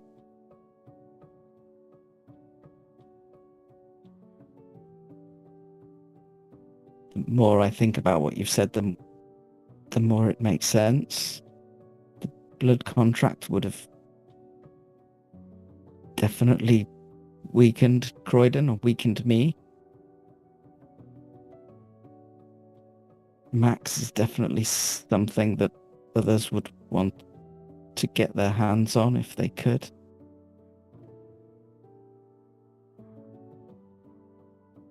I am torn because I appreciate what you said.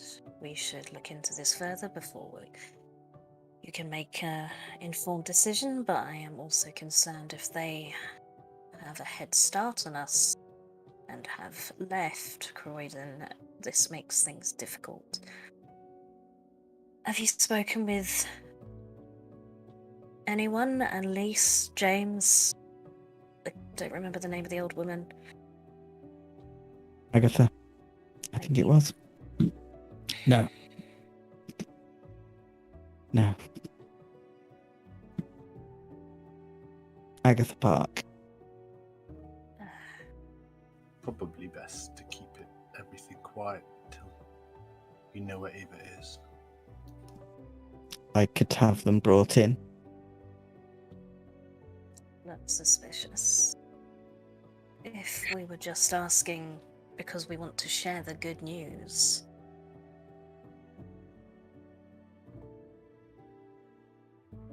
It might help reassure her.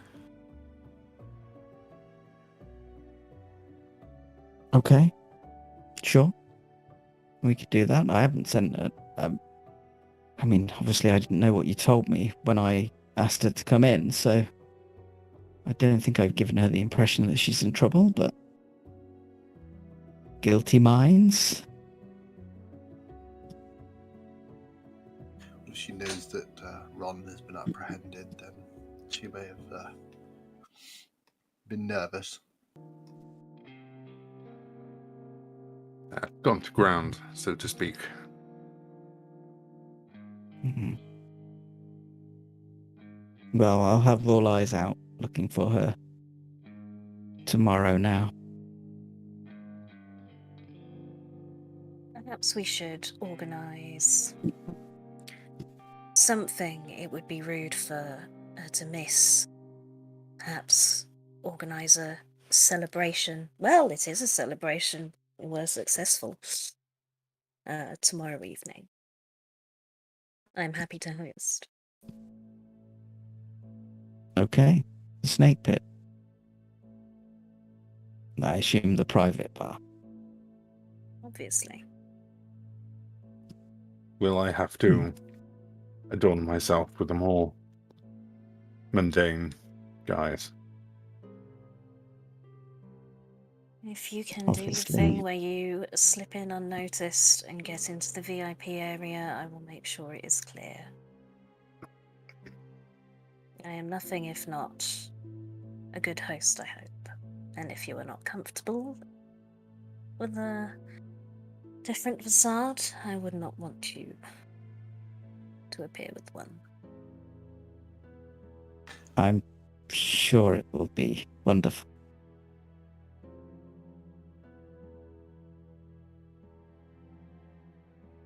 Okay, I'll put word out, and we'll meet tomorrow. What time? Tomorrow then. Oh, give us some time. Mm.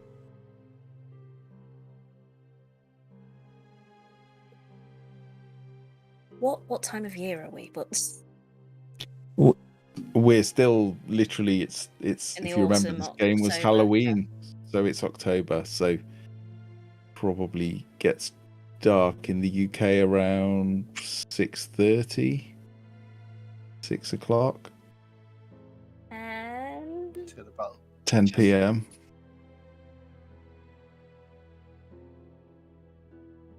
is that too early for lunch? well, we just need enough time to get Ava there, don't we? What's the plan when she is there, if she's there? Well, we firstly want to know where she was tonight. What was so important?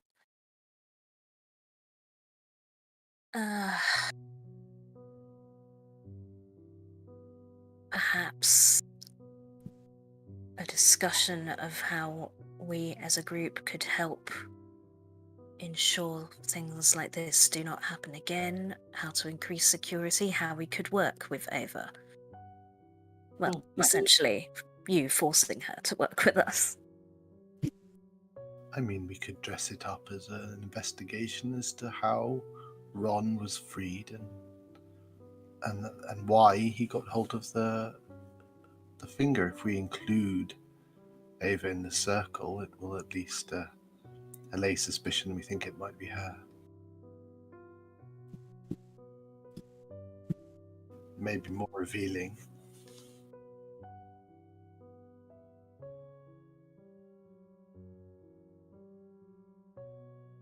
And we invite Sarah in case she tries to run. She's the hound after all. I'm happy to have her along. It may arouse suspicions if I bring her, though. If we're talking about security, I would expect the hound to be there. It is a celebration, but also some future plan. Okay. It's a combination of pleasure and business. Sure. Sure. Okay. What's your favourite aperitif from a print? Blood? When you were living.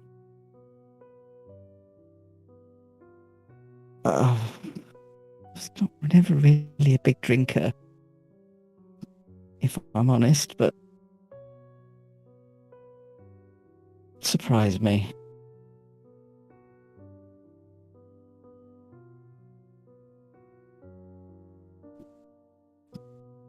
That's Matt's way of saying I have no idea what aperitif. I couldn't even pick one out of my brain. It just went.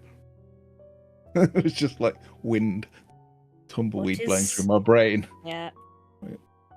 I could have Googled some aperitifs, but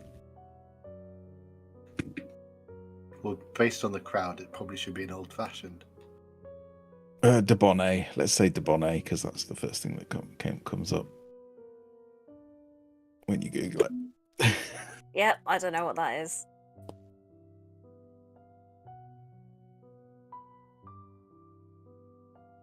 It's wine, basically a wine-based aperitif, fortified wine with herbs and spices. Interesting. Nice choice. I would expect nothing less. Anything else for us to discuss? I would appreciate it if all of us, and I'll gesture to Gerard, Barnabas, and Hiro could potentially meet beforehand. If we are to be working together, I feel perhaps we should get to know each other a little bit better before we dive into whatever this mission may be. It's a wise course of action, and Not that I imagine it will be prepared, but if we're talking aperitifs, I'm quite fond of a Montelido. What on earth is a Montelido? Or Amontillado. However you choose to pronounce it. Oh, sherry. Yes. It's very specific, Sherry. Lord. At this rate, I'm going to need more than 24 hours notice. All right. I might have a bottle in my den. Oh, it's not that. Hiro, could you get your fans to arrive with you? How many are you talking?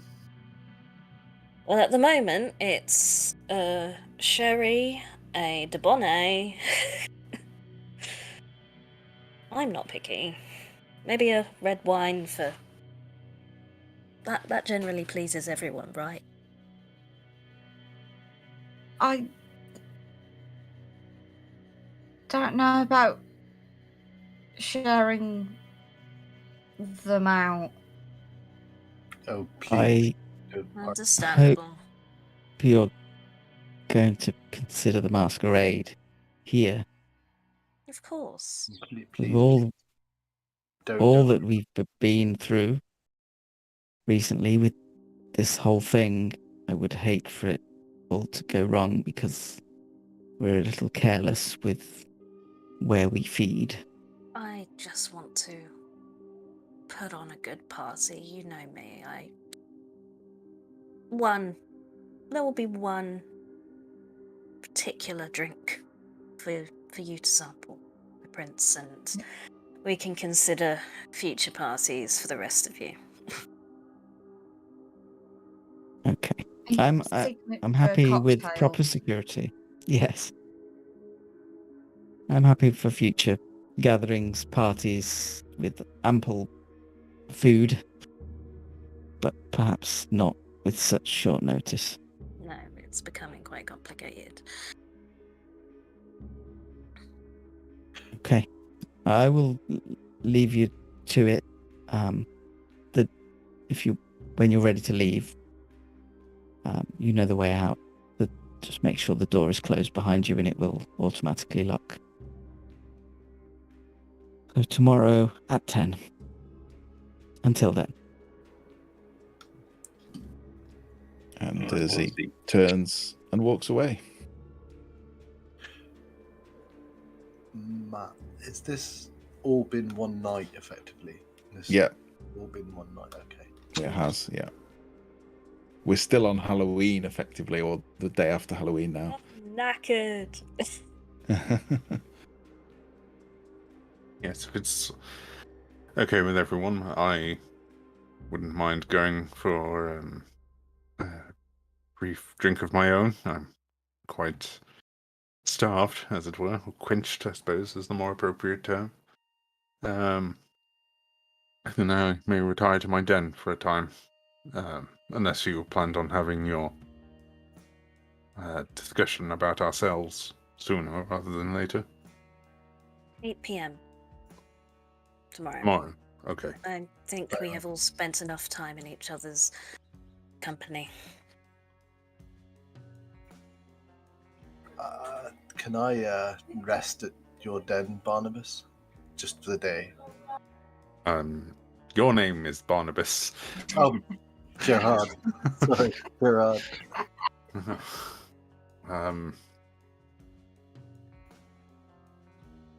I can make room for you somewhere, I'm sure. The area is large enough, I suppose.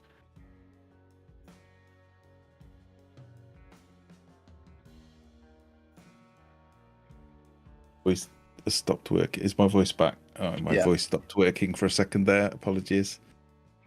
So you're leaving. You're not having any more conversations. You're effectively leaving, going back to rest. Yeah, have I got that right? Well, if Gerard and Barnabas are leaving from there, Hiro will offer Madame a lift Oh, I will accept. Okay. and plans to talk to her in the car.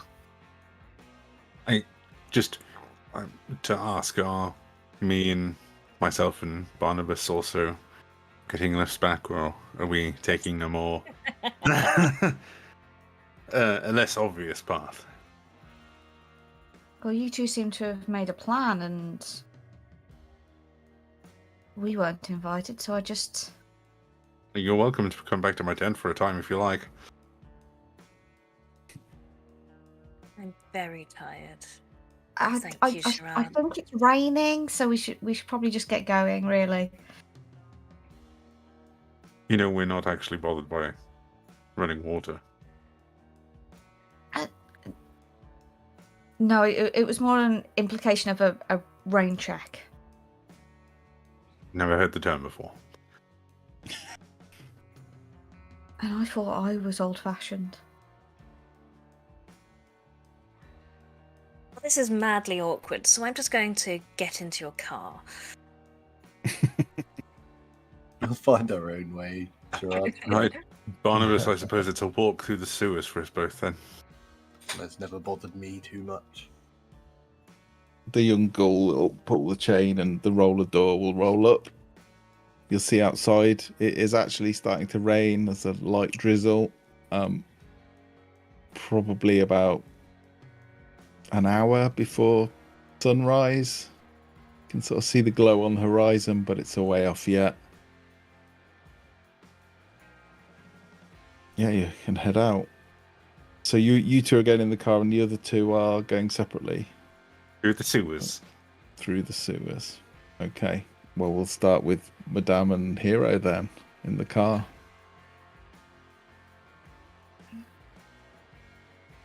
Madame, there are certain things that I am old-fashioned about. Do you know about koi swimming against the current? It's like you've just said a riddle at me. Explain, please. No. It's said that the koi, they swim against the current, and when they reach the top of the mountain, due to the determination that they show and the struggles that they've gone through, they become dragons. And whilst I'm not one for tattoos, I understand from the koi and the dragon the meaning that certain tattoos can have. Now, I think that snakes might mean something different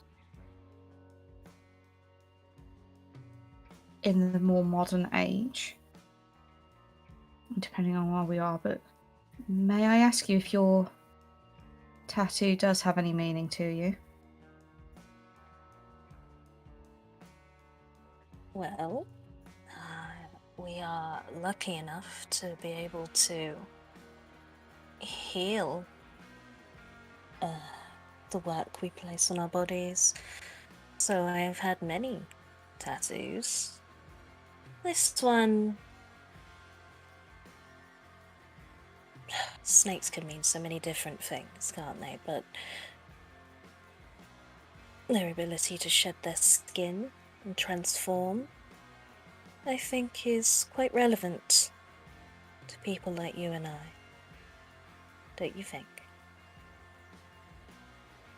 I suppose so. I myself have been many people.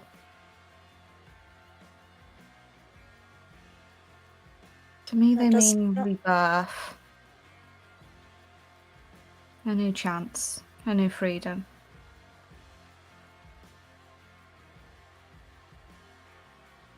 It could be interpreted that way, I suppose. Would you like a tattoo?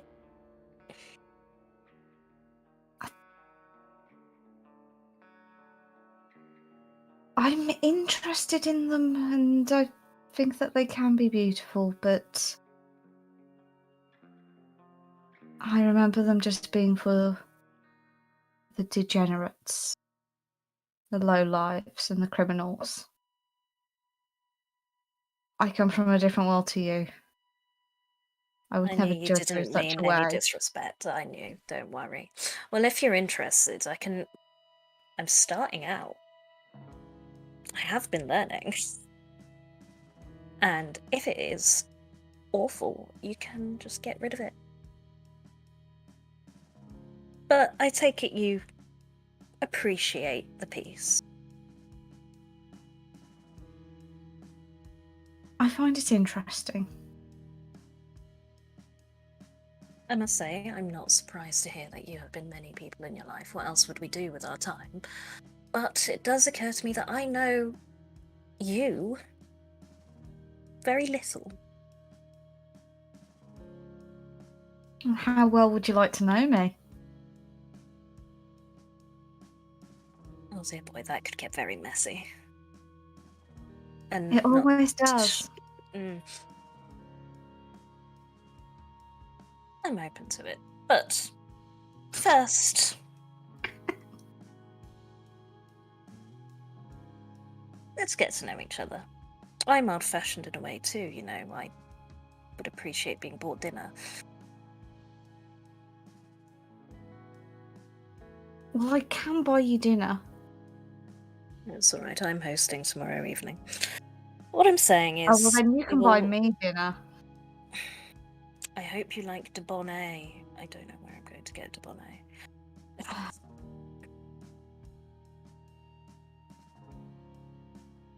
We will get to know more each of a other. sambuca kind of place.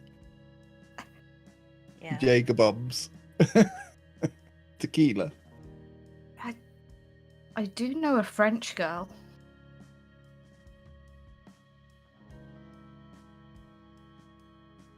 But only if they're willing. No, of course. Don't worry, I will manage tomorrow evening. I am looking forward to getting to know you better. If there is anything you want to know, just ask. I think we've been through enough tonight for me to owe you that much, and I can always choose not to answer. Absolutely. I would agree the same. In fact, I will ask...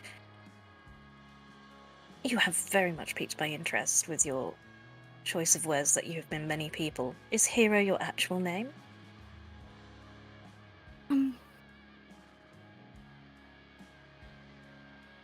Part of it.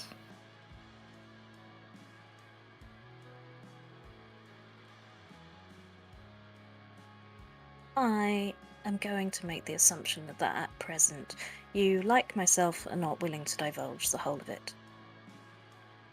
I don't think there's much use in, the whole of it. It was a long time ago that was in fact my name, and I've been other people for a lot longer. And I'm Hiro now, and that is mainly what matters. Really, I can be whoever you want me to be. That is good to know. I think it's wise. There's great power in a name. I have one other question, actually. And what would that be? Where did you get a gun? I know a guy who knows a guy, obviously. I'm the guy. Not the guy! Are you the guy, or are you the guy that knows a guy? I'm the guy the other guy knows, but I know a guy who gets it. It's useful to know that you know a guy that knows a guy. Because that means I now know a guy that knows a guy that knows a guy. You've got a guy who knows a guy who knows a guy. I spent enough time with enough people to make some fun contacts. Not always useful, but at least fun.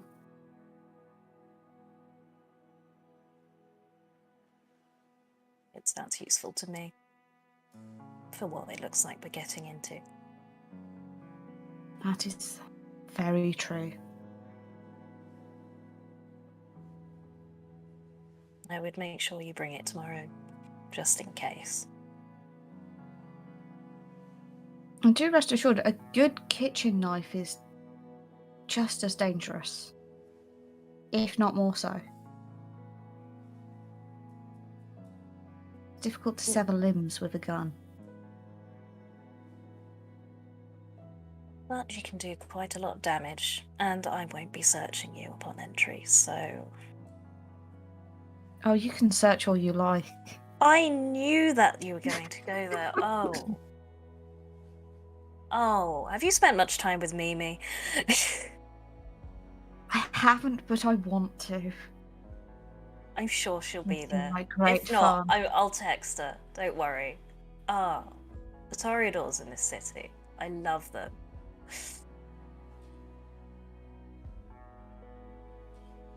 Okay. I You do have continue. one question for Oh, you. sorry. Sorry. No, please. What are your plans?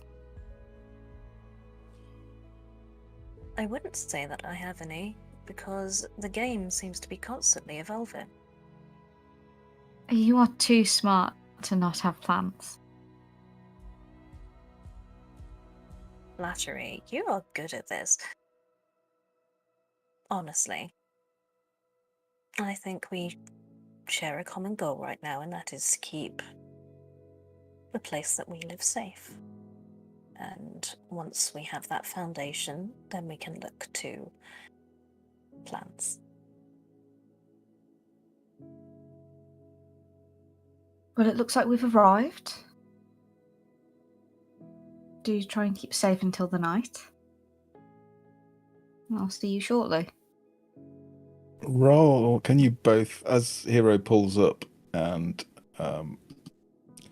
goes to let you out the club has been closed for hours. It is quiet. The lights are off. There's no one outside. There's the odd car, the odd truck, delivery van going by. People are starting to make their commute to work in the morning. Can you both roll awareness plus wits for me, please? Shitballs.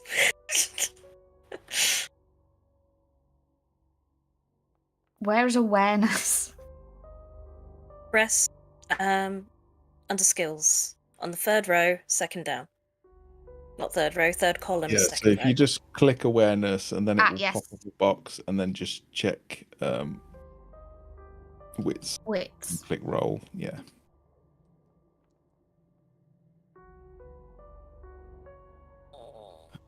Okay. Madame, you don't notice anything out of the ordinary. Hiro is very charming. But Hiro, yeah, Hiro's being cheeky and charming, and you're a bit distracted by him.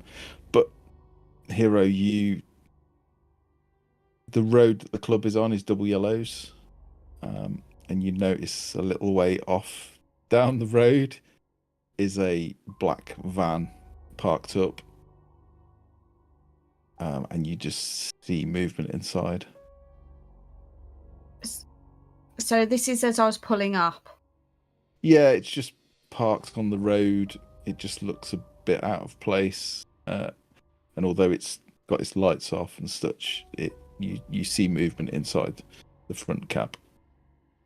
You can't see if there's anyone in there, but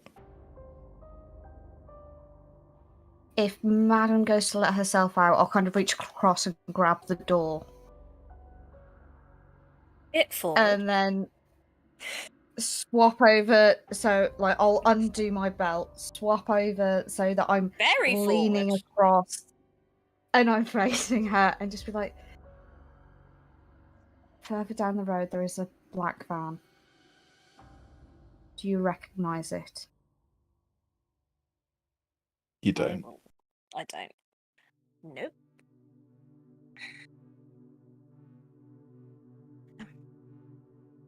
While I'm covering you, tilt your head slightly to the side. Can you see anyone in the van? I see. Anyone in the van, or is it blacked out? It's not blacked out. It's just there's no lights on or anything. using heightened senses? I would, wouldn't I? Yeah. As you use, you engage your specs, you draw on the power of your blood. You can see someone sat in the front seat. You catch the glint of a lens, and then you can see someone in the back of the van moving as well. And a slight, very dim light from the back of the van. I have a camera.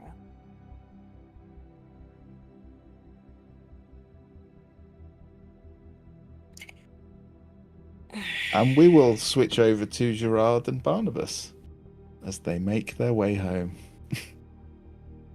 Sorry. Through the sewers. Yeah, you find a manhole cover, you drop down into the sewers. You're making your way back. Making your way.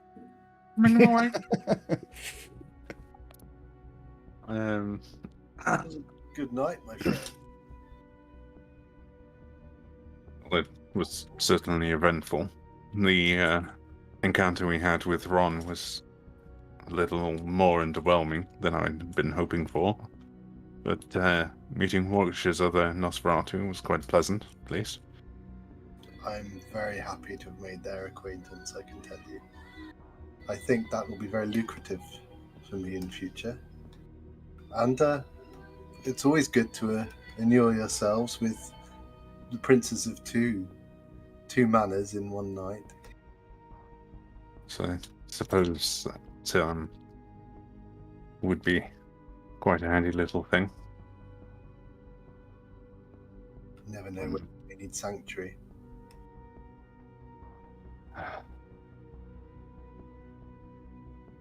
Oh, you seemed rather broken up to some degree about what Max had said about Vienna.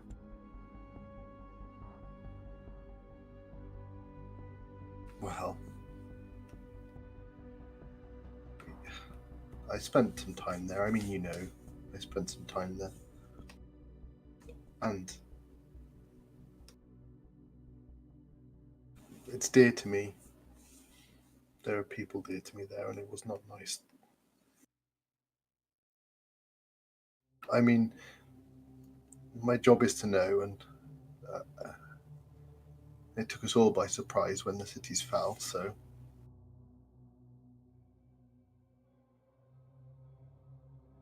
There are people I haven't heard from since. Yes, well, I shan't pry into your affairs. I'm not trying to keep... It's a habit, my friend, sorry.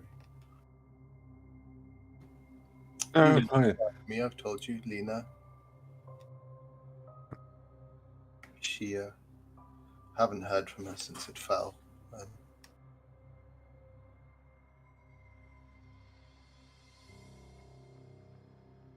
Well, if it's any consolation, it would appear that I found out from Max today that my Celine had met with a guillotine after I had disappeared from our family.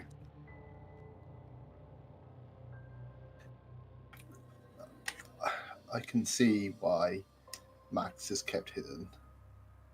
I mean,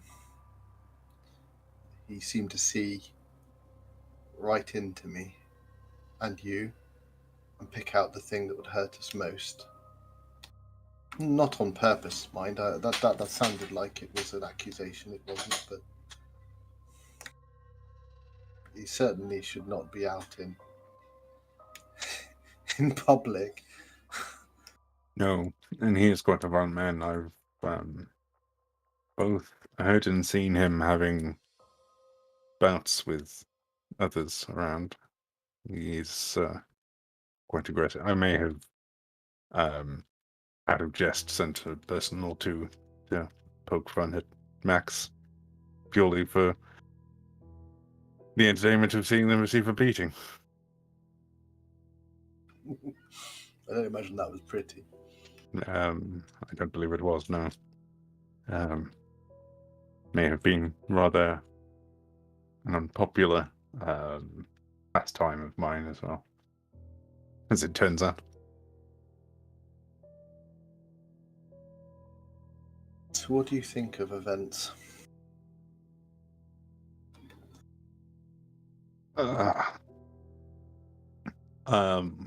Well, personally, I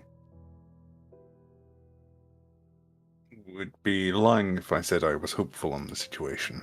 I think with everything going on between Ava and Zee, I wouldn't be surprised if the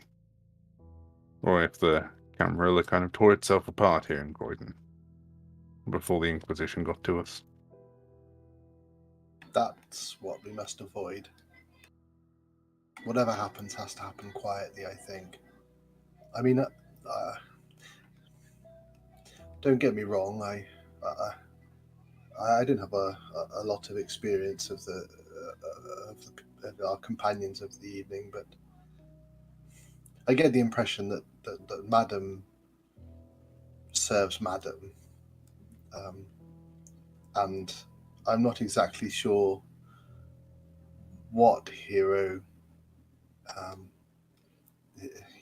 what drives him, but I mean, I like them well enough, but all I'm saying here is that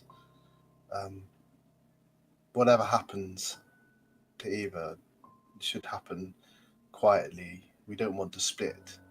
We don't want to split the area. We don't want to split the support for Zee in dealing with her, so it needs to be kept quiet. We shouldn't turn this into a power struggle. I feel like that's what it's destined to be, unfortunately. Oh, my friend, it's always so complicated, is it not, these politics? I've never really cared for politics, and at the moment I'm kind of have my mind on a few other things. Such as? Well, again, I have just found out that my wife met a guillotine after I left the family from being embraced. My daughter escaped out into the countryside to become a baker. That was rather traumatized by the whole ordeal. Looking to search up your descendants? Oh, I have already. I know there's one in Croydon or the London area. That's why I came to this general area. But I've not visited them at all yet. Don't really know how you would go about it when you look quite as I do. No, yes, it's not easy, is it? No. And you know, I was always rather hopeful and delusional. I was always half hoping I would run into Celine again in a few years, finding out that she's been embraced elsewhere. And continue our family in more of a vampiric fashion. But, I mean, the prince said they'd grant you a boon. I don't think that quite counts with raising the dead. Oh, I mean, your descendant. That is actually what I had intended to ask for. Give them the opportunity to be embraced if they'd want it. Good for you. But again, I've never had a conversation with them. I don't know them personally.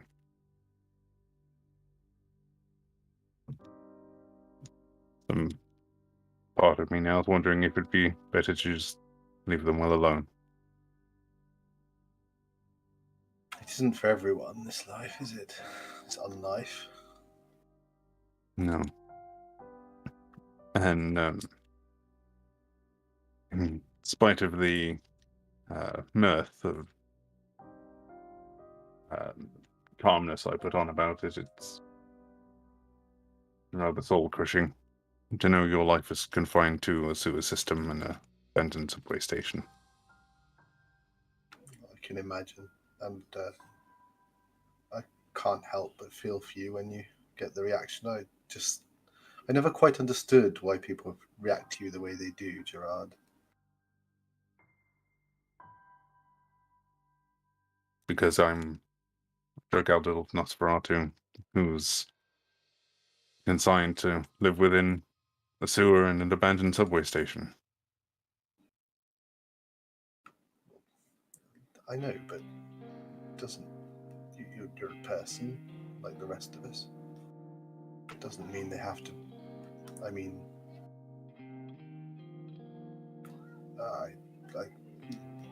people can be quite rude. People will have the views that they do. It can't change the way people like to see the world or see other people.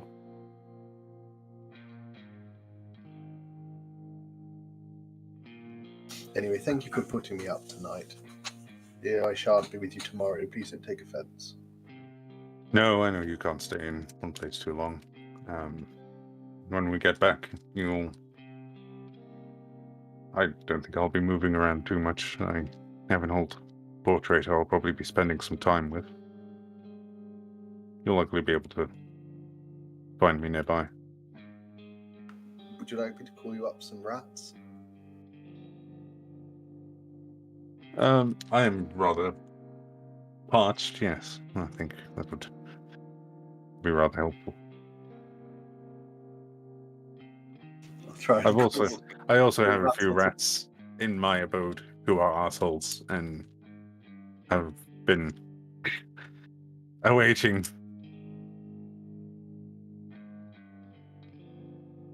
I'll try and call up some rats on our walk back to Okay, yeah, go for it. Is that a rouse check, is it? Or is it just... I think it's feral whispers. Okay, dice. So that's Rouse check, yeah. manipulation plus animalism, so roll a rouse check. You're already quite hungry. Meh. Well, any rats that Gerard finds, he will eat them on the way back. Yeah, as you're walking back, Barnabas will reach out with his mind, and the sort of rats will just keep come running down. You'll roll myself upon rats. Roll. Well, you will get enough rats to knock a point of hunger off. Oh. But it takes quite a lot of rats to do that. But yeah, you drop a point of hunger. Hooray! Hooray! Still rather hungry. Can you both roll awareness plus wits for me, please? In my sewers? Yes. It's supposed to be very private. Yeah, well, you're still a little way away from your awareness plus wits. Is that a bestial success? I don't know what that means. It's the one with the two little triangles next to it. Is that bestial success? You should only have 2 hunger. Yeah, it is a... Oh, wow, thanks for the raid. I'm glad Davey's Davey's there for us. Thank you, Davey. Welcome, everyone. Yeah, as you're wandering through the sewer, Barnabas, you're helping Gerard feed, and you just realise how hungry you are. You can feel the sort of beast gnawing at you, but the taste of rats is not as fulfilling as you would like. You're putting your friend first. As you're glancing around, you just hear this high-pitched piercing noise in your ears, and it's really annoying. And Gerard, at the same time, you see this. You just see something off down the tunnel, a little way off. This faint red light, and in the moisture, almost misty moisture of this sewer, just see this red line of laser light across the tunnel. Can you hear that? Can you see that? He points it out, you can see it. Well, I think someone's been down here. It appears so. Can I follow the sound? Does it seem like it's coming from what's causing It's the light? coming from some sort of electronics, but because you're so hungry, it's infuriating the beast. It's like nails down a chalkboard to you. I need to get away from this noise or stop it somehow. Well, can I hear that noise? No, you can't hear it, but you can see this laser light across the... It's about at sort of knee height, maybe just below knee height. Oh, I can't hear this noise that's bothering you, but I can see the strange laser in the distance. I'll go investigate that. Maybe it's the source of your discomfort. So, Gerard will waddle his way down the sewer to investigate the source. Okay. Yeah, you've got the skills you've got. I'm not going to make you roll. It looks like some sort of motion sensor that will trigger if you pass through the laser light, through the beam.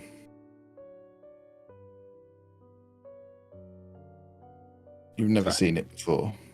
A handy piece of security, but it isn't mine. I can guess who's behind this. I would assume it would be Ava. Should we jump it and run, or should we head back and stay somewhere else for the night?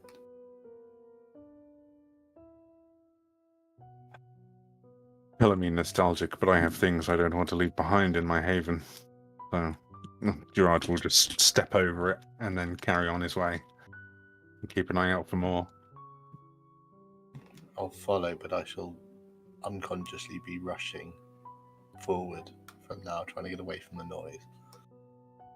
Okay. As you increase the distance between this laser, the noise disappears into the distance. The beast is still annoyed. You can feel it wanting to come out and just rip this thing off the wall and smash it. And as you make your way towards you see more of these lights. Usually where there's a junction, you'll see two. And again, you step over, you manage not to trigger it. And after a time, you arrive back at your haven. And I think we will leave it there. If that's okay. It's 10 o'clock or near enough. Because I think there's a danger it might take a long time if we go any further. Love this game, Matt. Yeah. I'm so glad we came back to it. It's so much fun. Was that okay? I hope Yeah. there seemed to be quite some revelations coming out. I'm sorry there wasn't much action, but yeah. Seems like someone's trying to pinpoint my routes through the sewers to find my little hidey hole. You're muted, V. Come on, where's the for fuck's sake? Come on. Look, that's Hazel. So you'll have to do it now. I feel like it should be a great thing. Okay. Just like our use of the word spaff, it just has to be adopted by everybody. Yeah. So yeah, any thoughts? What do you think's going on? Don't know. I wish I was brighter. I think that Ava at this point now is probably like, shit, they've caught Ron, I'm just going to bump them off. So that we can cover all the bases. And I think all the motion sensors in the sewers are to try and pinpoint whereabouts Gerard lives in that area. Because if he just walks through them all, whoever set them all up will get a lovely line that leads right to his house. I wonder if, with how close it is to where your haven is, whether they already know where you are and they're just trying to decide when you arrive as to when to attack. Just like we've got the van waiting out the front of. I mean, like someone mentioned this the last time we played this. Gerard is a bit too forthcoming with where he lives. Yeah. He's always inviting people over. He's invited 2 people over. And Yeah, I can't in one remember day. It was the changeling in the chapel and that one Nosferatu woman that was friendly.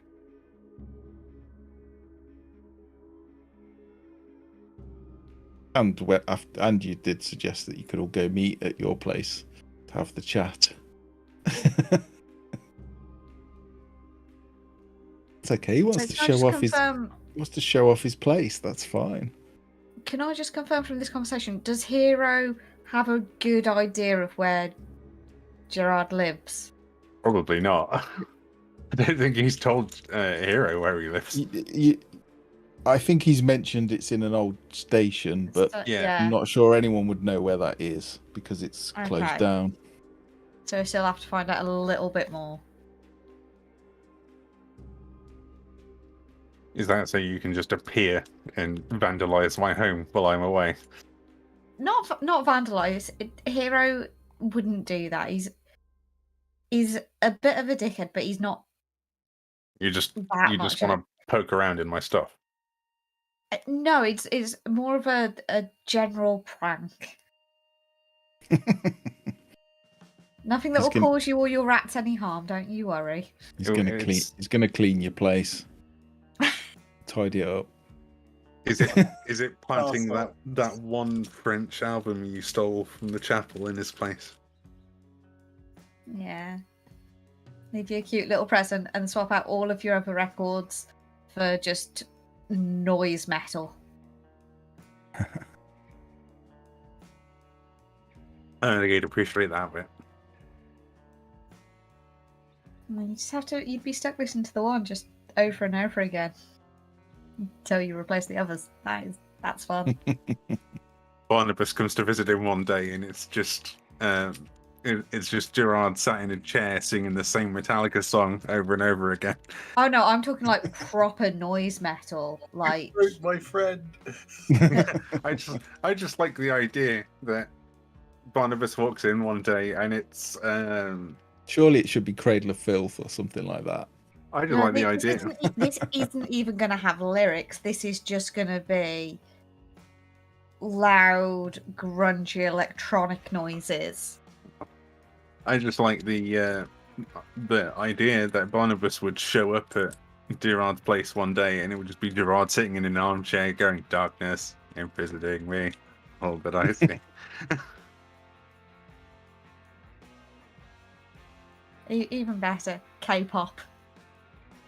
Yeah, I don't know if you had the music on in your car, Hazel, but it was very K-poppy. I didn't. Can we put it back on, please? I can't music and. It wasn't real K-pop. Well, it was, but it's epidemic music that I used. It's as K-poppy as you can get for. Yeah, that I can use. Without paying royalties. Yeah, it's just a fee per month or something. But yeah, Hiro's car playlist is quite cheerful, really. I liked what we were listening to at the start for the little bit that I listened to it. Okay. Well, we'll wrap it up there. If everyone's okay, we will play again next week. We'll find out who is watching Madame and Hiro, and maybe who is trying to track where Gerard's moving through the sewers. If it is indeed Gerard they're tracking. So yeah, thanks for dropping by. Special thanks to Davey. Have a great day. Thank you. I will make you a moderator, so thank you. Awesome for spotting the raid. Thank you for anyone that's still here from the raid as well. Yeah, we'll be back same time next week, 7 to 7:15 GMT on Monday. So we'll see you then. Take care. Ta-ta.